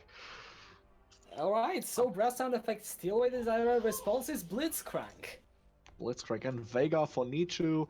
That is a fairly safe pick for the mid lane. And an explosive support for the bot lane. So they do seem to be doing what we suggest they should. Let's see what Brass Sound Effect answer that with. It's a Lee Sin, Shenzhen playing a third jungle champion in the third game without any of the ones he's played before getting banned, at least in the first phase. Well, we are seeing things being turned up to 11, I feel like. In terms of picks, we just have so much aggression. Oh boy, we're going for the Yasuo, but I like it because you just deny any hook from the Blitzcrank. Yeah, Tristana then for Infires, so he just wants to sit back and be not that attackable, and then once the Blitzcrank hook hits, just attack, attack, attack. I do find it very interesting that Shenzhen didn't pick the Gragas along with that Yasuo, because Gragas Yasuo is such a potent combo, but instead went for the Lee Sin. I'm sure they have a plan of some kind in that regard, but just an interesting choice, in my opinion. Rise is banned, so Beeg's not going to be on that. I'm still not seeing the Shen ban that was a 1 in 5's choice in the first 2 games, so that is still open for Beeg. He's played that Shen in both semi-final games against Bob. Let's see if it goes away for the 5th one. Renekton again the ban for Bra. Alright, now I don't personally think it's likely, but I just want to throw out the possibility. It could be a Tristana mid and Veigar bot lane. Now, I don't know if it makes sense. I don't know if they'll do it. But that is a possibility that I just want to keep in mind as we see the last two picks going Yeah. through for both teams. It does seem like something you would do if you're 0-2 down. Just throw a complete curveball. Meanwhile, they have banned the Ash that Key played last game, while Bra banned the Darius again. So targeting Daddy J in that top lane. Three very strong 1v1 bruises are gone now. Let's see. That's a Vi for a. And the immediate lock on Zillion. So now we don't Um, know which champ is going where at all anymore, except for that Lee Sin. yeah. But The we're last gonna pick have, should clear things up. yeah, we're gonna have a lot more clearance after that one. And we It's the don't. Malphite. Um, so we still don't know anything. I mean, it could be anything between a Malphite, mid Yasuo, top Yasuades. I don't know. It's probably a Malphite top Yasuo Zillion or Yasuo Zyra bot lane and then the other mage mid, but who knows? This would be big though. And Ilaoi in the top lane, nope, it's a Garen. So they do want to establish dominance on whatever champion gets sent against that Garen. They do want to snowball the top lane themselves. As well as Big has been playing this time. I'm not 100% sure if that's the wisest of choices, but of course Garen does have a big edge in the early game over Malphite. So let's see if B can rock that lane as well as he did the last one.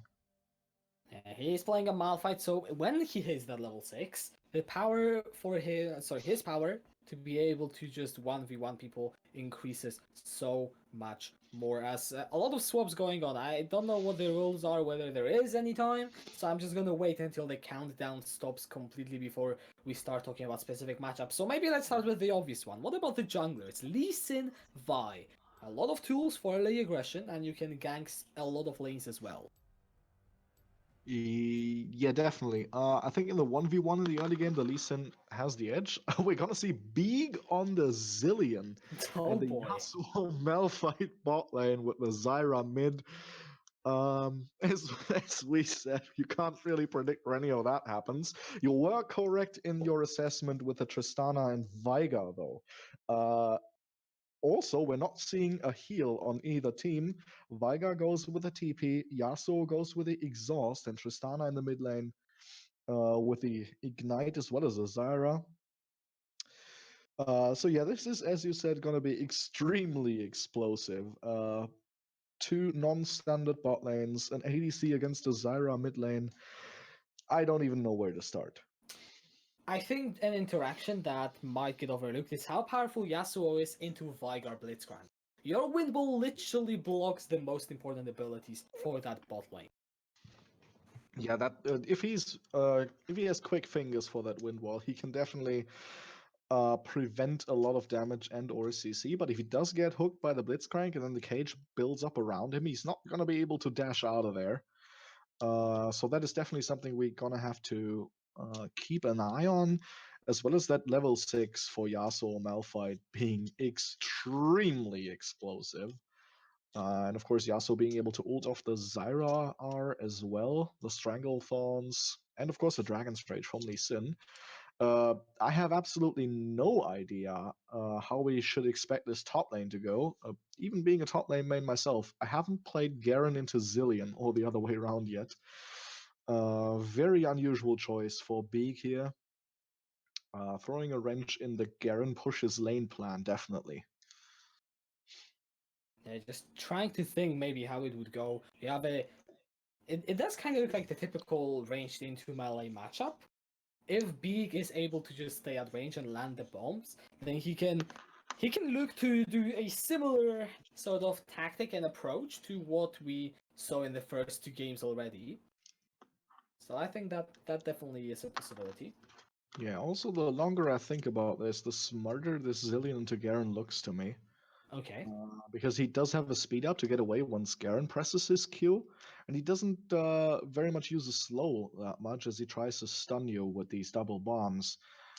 He will be in trouble once the Garen does manage to walk up to him and Q him in the face, though, because that QE is going to do a lot of damage to him before he can activate his own speed buff to walk away.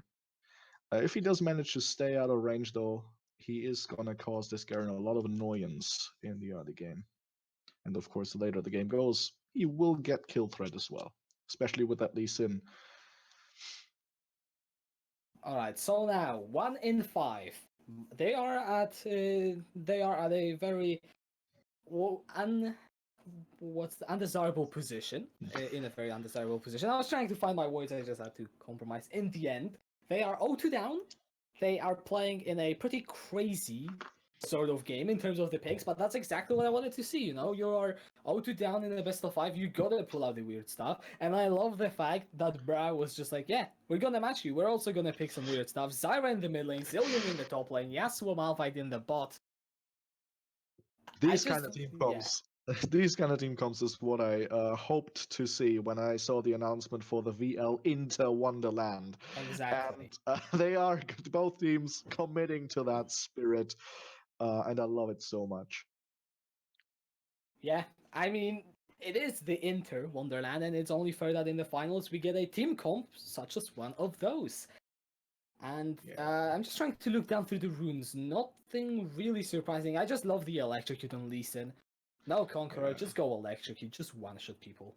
Yeah, same for the Zyra actually.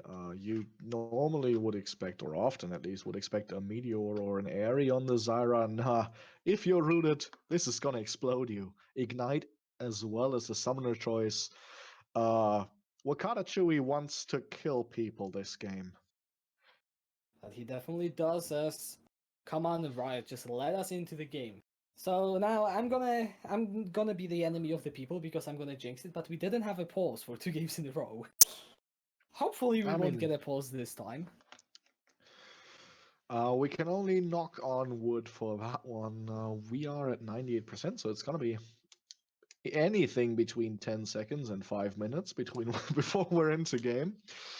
Yeah. I find it a little bit curious that Garen's going with that Conqueror into the ranged matchup, but who knows? Maybe Daddy J has some kind of experience playing Garen into Zillion. And before he just builds 4 infinity edges. All right, we are in game, but the screen is still dark. Let's talk about this. Are we gonna see Invades level 1? I hope so. I mean, if we're not, then I'm sorry, but this is honestly just a waste of time. Like, how can you not get an invade with this sort of team comp? Yeah, Veigar Blitzcrank. Come on, just invade, guys. Just go for it. You've got nothing to lose. And they are staying clumped up, so it looks like they want to do a topside invade, while Bra sound effect not so much having that. Honestly, my disappointment is immeasurable and my day is ruined. Yeah, they're both on opposite sides of the map. Bra waiting for a team to appear that is on the complete other side of this Summoner's Rift. Everyone's staying though. No Shensen's walking away. It looks like they are seeding this blue buff, and they don't know it. Yeah, 1 and 2, they are gonna go for the cheeky blue buff. Actually, are they gonna stick around in order to finish it? So they... Oh, that was Come cheeky on, by steal the blue SRT. buff! They don't know! Nah, they decide not to in the end. Rikuli may be starting on his red buff, or maybe even going down to his own blue buff. If he goes down into his own blue buff, then... I mean, to be honest, I actually can't blame him for playing it safe when you're 0-2 down in a best of 5. But come on. You were already there. Yeah, but it's now it's my turn to say. My disappointment is immeasurable. My day's not quite ruined because I still love these team comps to hell. I'm really interested how these top and mid lanes are gonna go. Jungle starts as we've seen them before. Both start on their bot side. Oh, look at Daddy J, he's going for the alpha play. Q level 1, already getting the trades in. He's not really scared of that though. I think he should be. Yeah, maybe he should be, but he does have a corrupting pot, so I don't think he's in that much trouble yet. Right, level 2 bot lane actually is something to watch out for, because whoever hits it, and it is probably going to be brass sound effect. is gonna have a big advantage. And yeah, CLTK and Alteri both now with the level 2. No level 2 on SRP yet. He's fishing for those hooks.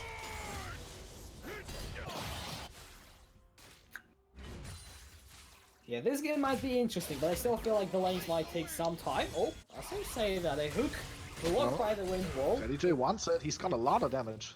Yeah, big. He's still 30 safe though, but that's all of the potions gone already. Michu now. He's playing it Tristana, a more aggressive pick. Also starting to execute. Look at Shenzhen, he doesn't manage to steal the red buff, but now the 1v1 is on Rakuri, getting the early advantage in that 1 versus 1. Look at Kido, he gets hooked under the tower and brought down to half health. Here comes Nichu though, over the wall, now flashes forward, he really wants this kill, one auto attack, and that's the first blood. Picked up by the mid laner for 1 in 5. Wakata Chewy could be in a lot of trouble. Here comes the rocket, jump forward, flash away from the Zarba, and he's gonna get out. And finally, 1 in 5 are able to punish Bra sound effects early aggression. Shenzhen tries to invade the red buff, but Rakuri... Oh, sorry. Okay, he's got the tire attack, bro. One more tire shot, the Ignite is down. That might be the kill. Yeah, no heal. SRP getting the kill on the ball now. CLTK be in some trouble, but I don't think there's a lot of mana or cooldowns for SRP. And hey, we're actually seeing 1 in 5 making proactive plays. Yeah, the Blitzcrank pick already paying off, getting a kill there in the bot lane. But yeah, the point earlier, they finally managed to punish Shenzhen's aggression.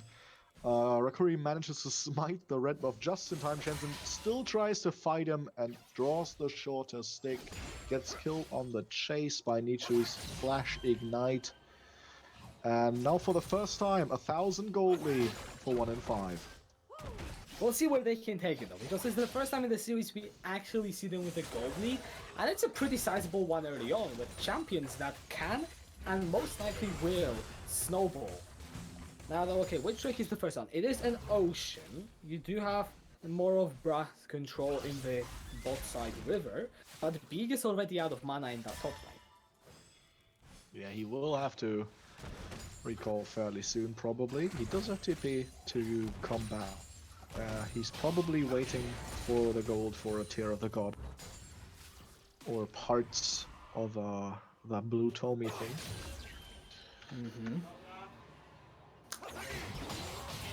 Alright, Rakuri in the bot side just clearing his jungle, not looking for any ganks, and the reason I say this is because bot lane for Brass sound effect is pushing up for quite a while. Big trying to harass there, but Garen's just gonna heal that back up. He should auto-attack these minions. There's a huge wave. Shenzhen though is close by. He might be waiting for his Lee Sin. Alright, and so far we have... So the CS, Daddy J, he's ahead on the Garen, actually using the pick well. He tries to do maybe interrupt. Big will have the TP. In the bot lane, still also a small CS advantage for Key. Mid lane though is actually even for once. Gank coming in. Yeah, Shenzhen, he is level 4. The slow is down. Double bomb stand as well. Daddy J flashes out to no avail. Shenzhen with the kill. That was a big overextension by Daddy J. He took like 2 tower shots early on. He was like on 300-400 HP. Saw Big recall and TP, and he should have just booked it immediately. But he does get punished by a good gank from Shenzhen. Overextension from Daddy J a little bit there. But excellent punish from Bra sound effect. 1 in 5 will get the Ocean Dragon as the consolation prize. Rakuri is already working on that himself. And yeah, I do have to agree, good punish from Shenzhen. He was there in the top lane, means that the gold advantage isn't really that big. And you're also giving kills to Lee Sin. He is the early game insurance for the side of Brass sound effect, and he's also their playmaker. Therefore, any kill he gets is going to be more influential than any kills that anyone else gets. I mean, Tristana's kills are always going to be influential with the early tower pushing. But yeah, I don't disagree with the Lee Sin. He does need these kills to stay relevant in the mid game, but if he has them, he's going to be a terrifying force to be dealt with for 1 in 5. Interestingly though, not much has happened in the bot lane after that first kill from SRP. Now though, Rakuri is close. We might see action happening soon, as Ki and Otari are pushing up. No words apart from that control ward in the Tribush in the bot lane, as now DJ he is experiencing the joys of playing a melee into Zillion in the 1v1 lane. I mean, at least he's on the Garen that will heal up if he's not damaged for a while. He's also doing quite okay in the CS, at least in comparison to B. Yeah, that is true. Mid lane though, it is kind of too calm. I feel like considering how the games have gone, there is no massive advantage for Wakala Chui. It is of course kind of harder to win against Trisana. Both bombs actually missing. Could be a lot of damage in favor of Daddy J, but the well-timed slow will stop his advance, and Shenzhen is in the top lane game. The ward does put him out, and immediately you can see Daddy J is just moping the hell out of there. Baby cage. Oh, the stun goes in. The hook actually does get blocked by the wind wall. The ignite is down onto Ki. Now in fire, trying to go forward. The gank in the top lane as well. Daddy J kicked back. No flash. Can he get away? The slow lands. There goes the Sonic Wave. Shenzhen picks up the kill, and in the bot lane, no Sams. Ki still gets away. Yeah, well, I have to apologize for interrupting you there. I got real excited there. As Another indicated. stun. Yo, this time the flash is gone. That is good. Good placement from Infires. The Empires and SLP are doing very well here. He is going, here no. goes the double lookup into the last breath. Key kills in fires, and that's the power of this bot lane. Coordinated plays like this get you the kills. That was a great flash ult from Odori. He immediately ignites in fires as well. Oh, the hook onto Key, he's dead. That's dead. a good play by SRP. He can flash mastery as much as he wants. The Blitzcrank did get him. Second kill for SLP. Lots of things to unwrap here. Another overextension from Daddy J leads to another kill for Shenzhen in the top lane. Daddy J is gonna have a worse and worse time in this top lane if this keeps going on. What action? The Curry actually going in, the blast goes straight into neutral. Is it enough? Yes! The Bastard Shot provides more than enough damage. Shut down, picked up by the mid laner of 1 in 5. That was a great play from them, actually. It looked doomed when the blast cone hit, but Nichu with very good usage of his ignite and his bombs, and his ult even, 4 damage. That fairly rarely happens with Tristana's mid lane when 2v2s are happening. But they are keeping themselves in the game. They are still more than 1,000 gold ahead, even though that bot lane play did go awry in the beginning. And it is good to see from 1 in 5 they still have fight in them. One of the questions that was kind of said, you know, between the games was, are they tilted? Will they be able to fight back? The answers are respectively no, and yes, they are able to fight back, and it makes the series entertaining to watch us. Another attempt at the fight. Rikuri is there in the top lane, no ulti though, so he's not gonna go for it. Zillion was already too far away. This is one of the things of Zillion top lane that makes it so annoying. You keep harassing, you keep annoying, and then when the jungle comes, you speed yourself up and run away with the speed of sound. Yeah, and you also have this slow. Yeah, the Herald in the mid lane does get a lot of plays. It's the standard to play the gang. Now Otori, he has got his ulti back up, SRP. Yeah, that's an RIP. If you ask me, he pops down the static field, has got the blast code. He actually gets back. Oh no, the knockup! It's beautiful! And he gets the shutdown, goes for the double! Damn, pulling off the place, the root onto Infires as well. He's now trying to run. Pops the stopwatch, but he's just going to die. The kill going over to Akalachu. That was one of the most beautiful Dragon's Rage Last Breath combos I've ever seen in my life. I questioned why Shenzhen didn't pick up the Gragas to this Yasuo. I stand corrected. I don't find words to describe how beautiful that was. Yeah, insane play from Brass Sound Effect, and they're back in the game. But we get the plays this time. It is a back and forth, and it's just joyful to see. Yeah, definitely. Now the 1,000 gold lead is on the side of Sound Effect. It did get started off by SRP being caught out a little bit. Oh, B.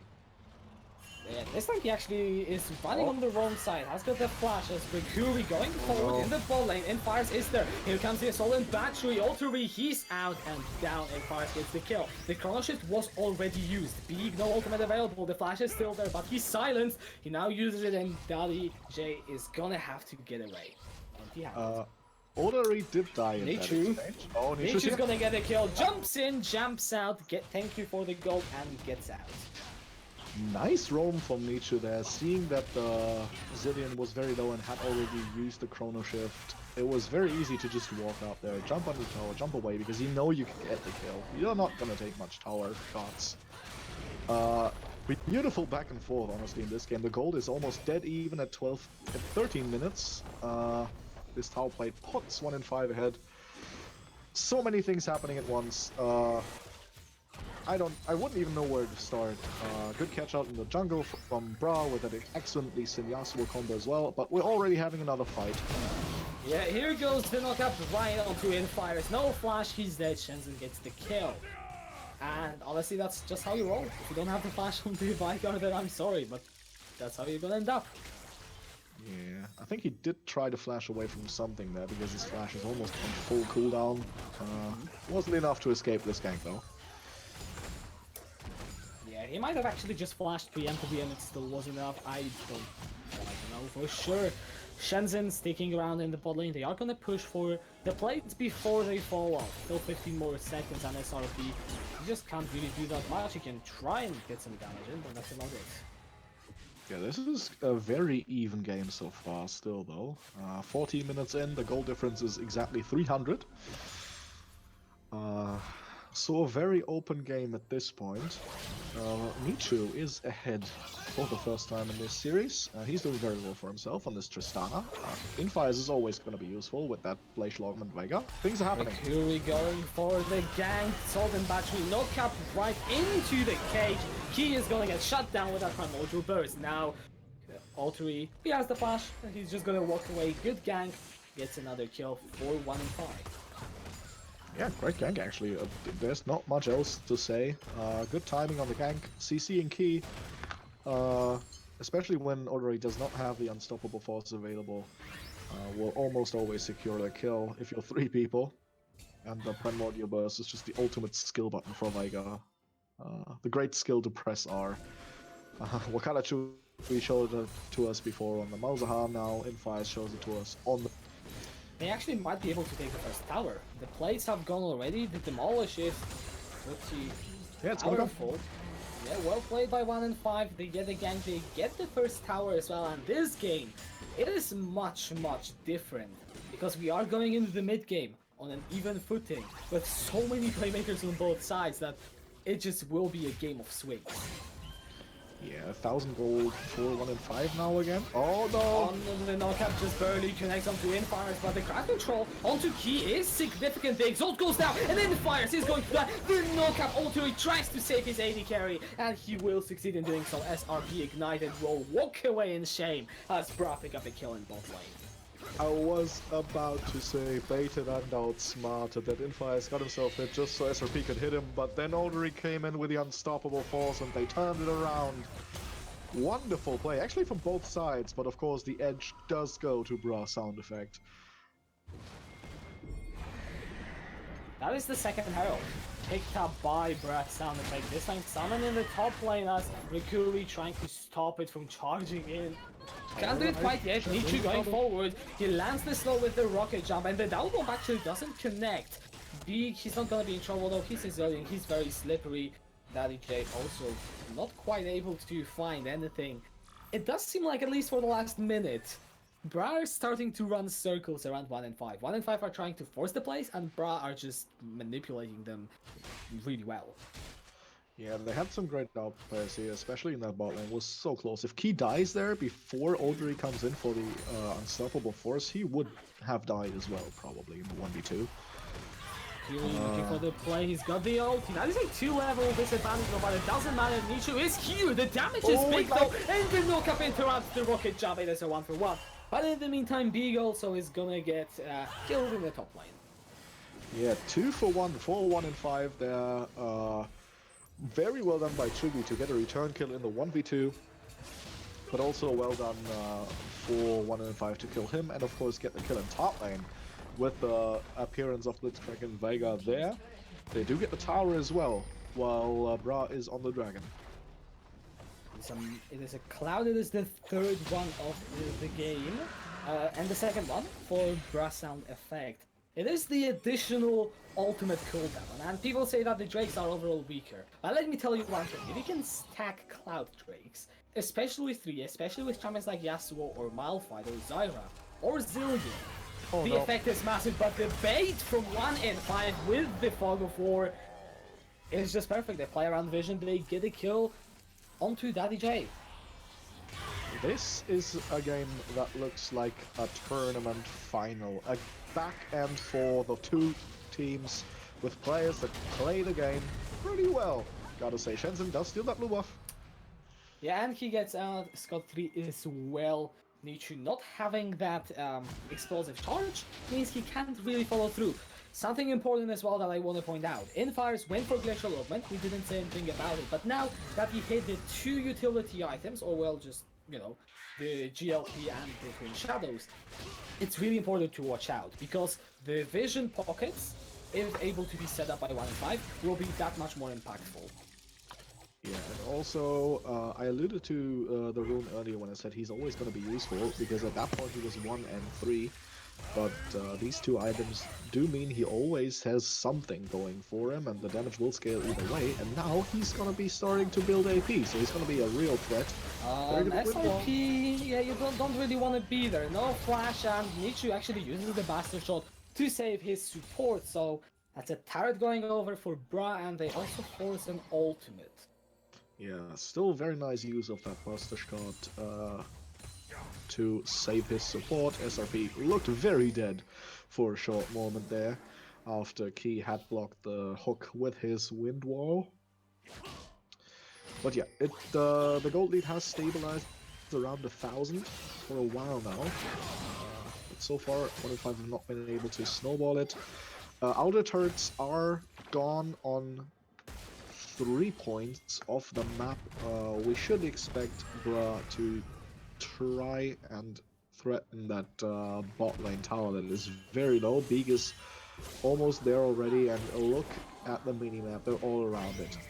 Yeah, Bra going to take that down, and he's trying to turn onto Beag, but I don't think he realizes how many members of Bra are here. They kick into the last breath, and I think that will be it. He getting his 5th kill of the game. Yeah, that was, in my opinion, a big overextension from Daddy J, because it was kind of foreseeable that the only outer tower still standing would be what they attack next. And that's exactly what it did. They do have pretty good macro, and if you are not able to foresee it, they will punish you for that. 1 and 5 do get the return tower in the mid lane, but the inner tower is what Bra take as well. So a 2-for-1 tower trade and a kill for them.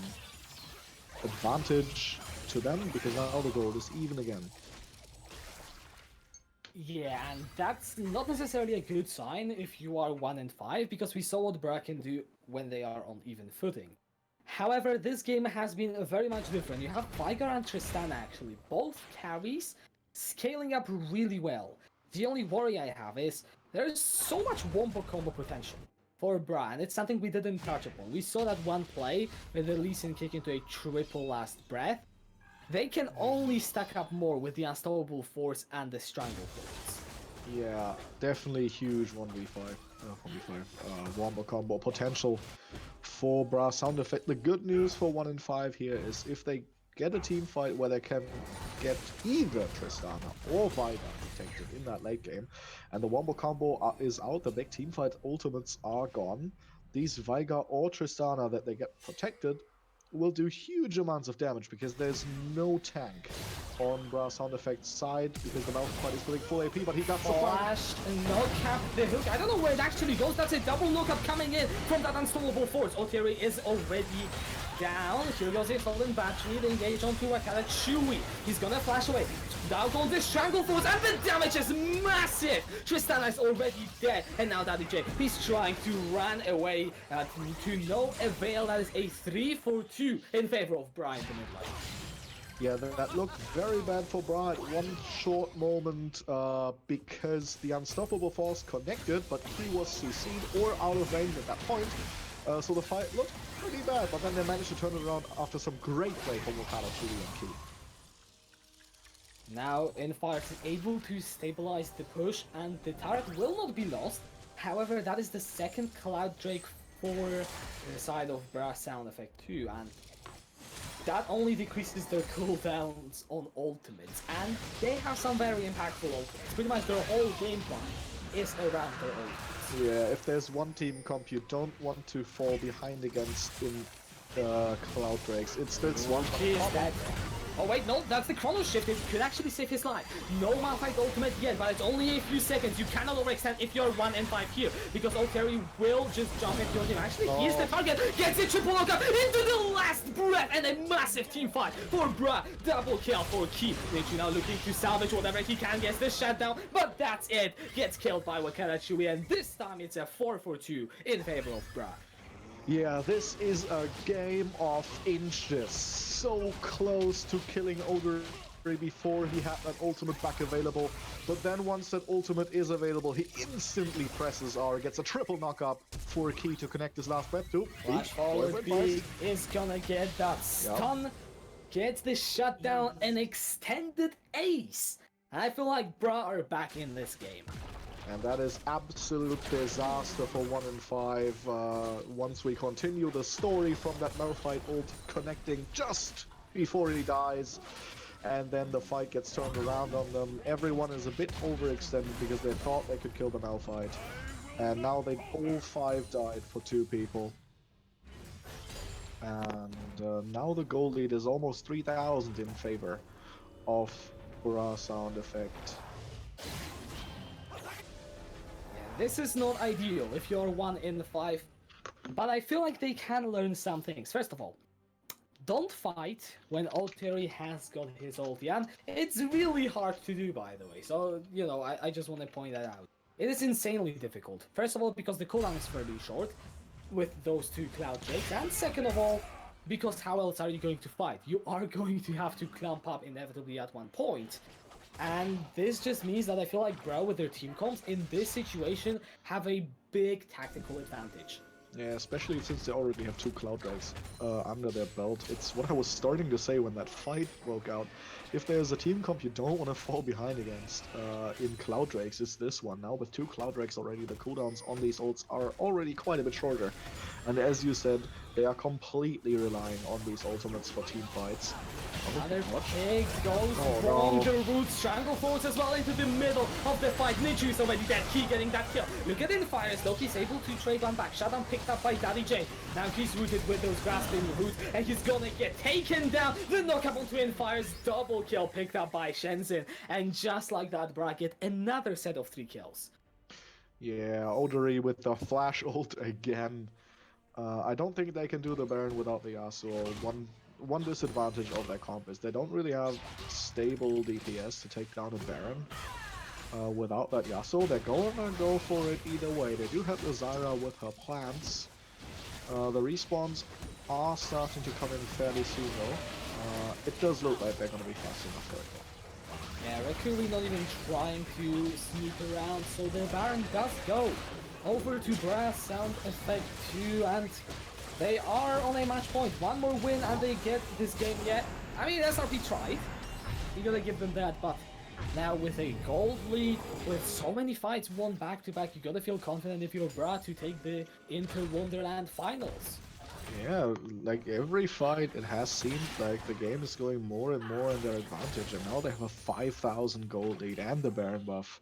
If 1 and 5 are gonna make a recovery, they're gonna have to start very soon. They do have the scaling advantage when it comes to pure champion scaling, but as you mentioned earlier, the Wombo combo is still on the side of Bra sound effect, and with the gold cooldowns this short, in 1 minute spawns the next Cloud Drake. The windows are gonna get shorter and shorter to win these teamfights, even with the scaling they have. They don't really have much hard engage except for the Vyar. This is the Soul Dragon. Valentine's need to do something. With their position, I suggest they hard commit onto Big right now. Can they get him though? SRP has got the flash. There's a lot of movement speed. There are no turrets nearby, and they are literally committing everything. I think they can, but they need to land everything. Good hook coming in from SRP. They get the Big's ultimate. They will get the Big soon enough. However, how much will they lose for it? The Dragon actually not yet spawning. Nichu having his rocket jump means that Yeah, that's a actually really apart from 2 flashes committed, this doesn't seem to be a bad choice from 1 and 5.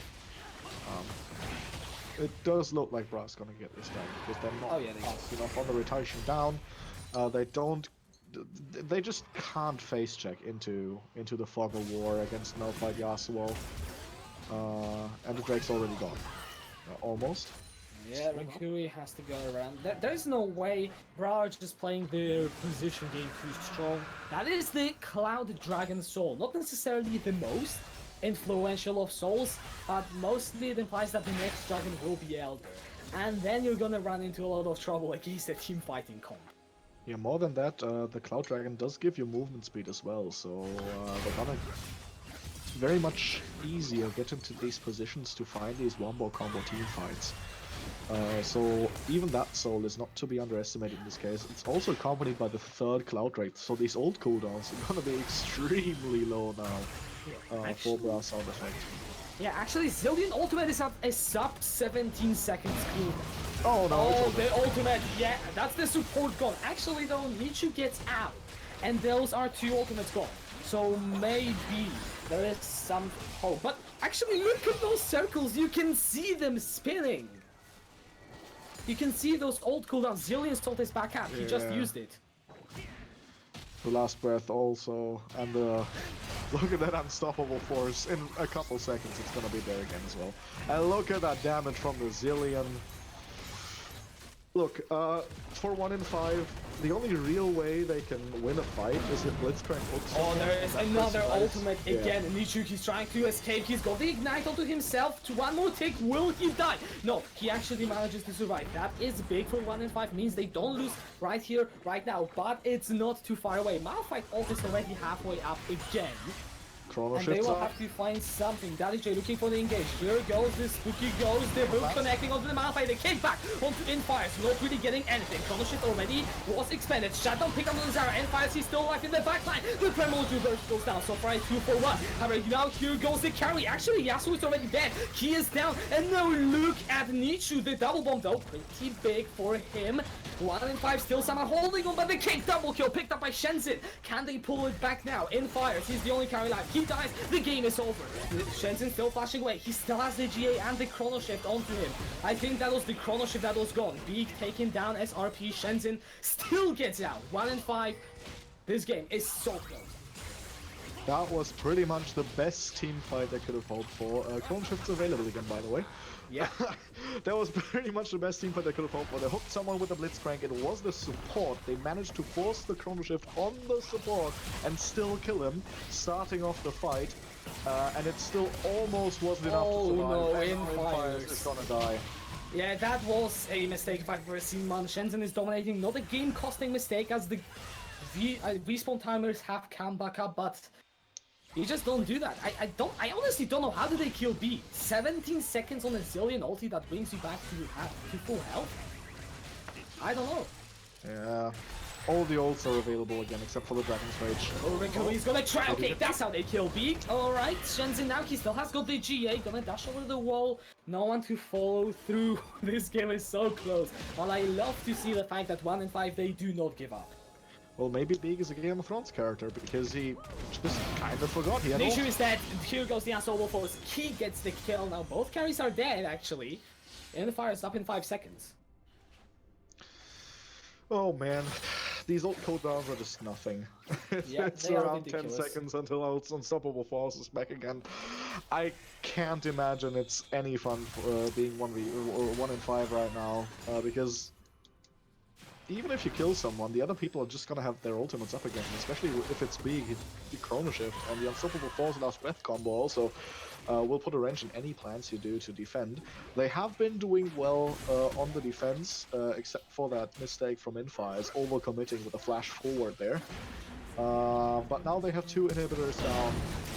Flash ulti into the double knockup. That's in, fires down again. Michu, 6 seconds. Can 1 and 5 buy enough time? The Triangle Force are laid down. The first in-hit tower, sorry, the Nexus tower is still standing. It still hasn't fallen for the time being. Daddy J looking for his way into the fight. Michu is back up. That's a level 16 Tristana with 3 items. You cannot underestimate it, but at the same time, so is the case for the side of Brass. I think the hook goes wide, so does Rikuri, and now Key looking for his way into the fight. He flashes in, he's on a killing spree, takes down the Tristana, that's the double kill, and I think that is going to be it. Brass sound effect, 2 quick games, the third one was a close one, but in the end, they are able to push through the side of 1 and 5, and in a quick 3-0, they are going to be the VL Inter-Wonderland champions. Oh boy, they even get him! Oh, a turret has slain Oldery, and Daddy J is being chased, but yeah, that was definitely a very entertaining game 3. The teams did show us something. But as this Nexus falls, I've got only one word. Bruh. Bruh. Bruh. Bruh. Great game again from both teams this time. Very, very close for a long period of the game, but as soon as these Cloud Drakes shortened the ultimate cooldowns for Brow Sound Effects Team Comp, it looked more dire and dire from fight to fight. And in the end, just one long Nexus siege seals 1 in 5's fate, as whenever they killed someone, someone else would have their ultimate available again and would be standing in their face. Great game to watch, great game to commentate as well, if Yeah. I may say so. So, tell me, player of the game, player don't of know. the series? I honestly have no idea. I mean, that's such a hard question. All right, I'll let you think while I talk. Okay. For me, for this game, it's got to be Shenzhen. He was everywhere. Odori had some very, very, very great flash ultimates. In addition with Key's last breaths. I don't want to discount anyone on the team for this game either. They all played very well in all 3 games, but for this game, my player of the game would definitely go to Shenzhen. He was everywhere. He made everything happen, and of course that beautiful 3-man kick. It's Yeah. just gotta go to him for this game. So for me, we'd have one player of the game each for Beak, Shenzhen, and Wakata Chui. I don't Yeah, know, mate. Can they all be MVP? No, there's gotta be one. For me, a little bit of bias speaking, it's gotta go to Beak for me. Okay. He's just made such a big top lane difference throughout this series. Yeah. How about you? I think I'm gonna go with Shenzhen because of the reasoning that you put for this game, but actually stretched across the entire series. It was also true. Even though it was kind of in the first game, it was also the lanes. I think Shenzhen was still there. He was still facilitating a lot of those plays, and it was just great playmaking in the jungle consistently throughout the entire series. And I think that's why it's my pick. Uh, Definitely nothing I could disagree with in that statement. All in all, the whole team played great, and every single one of the players could deserve an MVP. In the end, we're 50-50 between Shenzhen and Big, and thinking about it, you could give it to Shenzhen. In the end, he did play an enormous role throughout all 3 games. So yeah, congratulations to the Bra sound effect number 2 for that VL Inter-Wonderland undefeated championship. 6-0 in groups, 2 in semis, 3-0 in the finals. That's a dominating performance if I've ever seen one. Great stuff. Yeah, I mean, only really one thing that I have to add before we go. Bruh.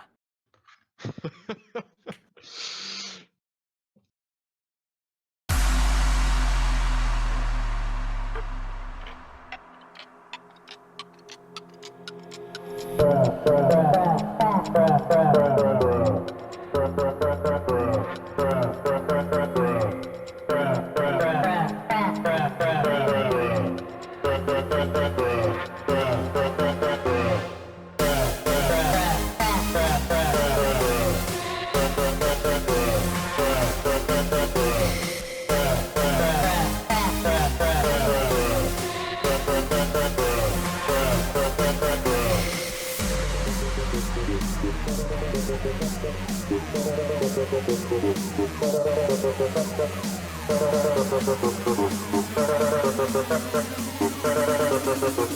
you.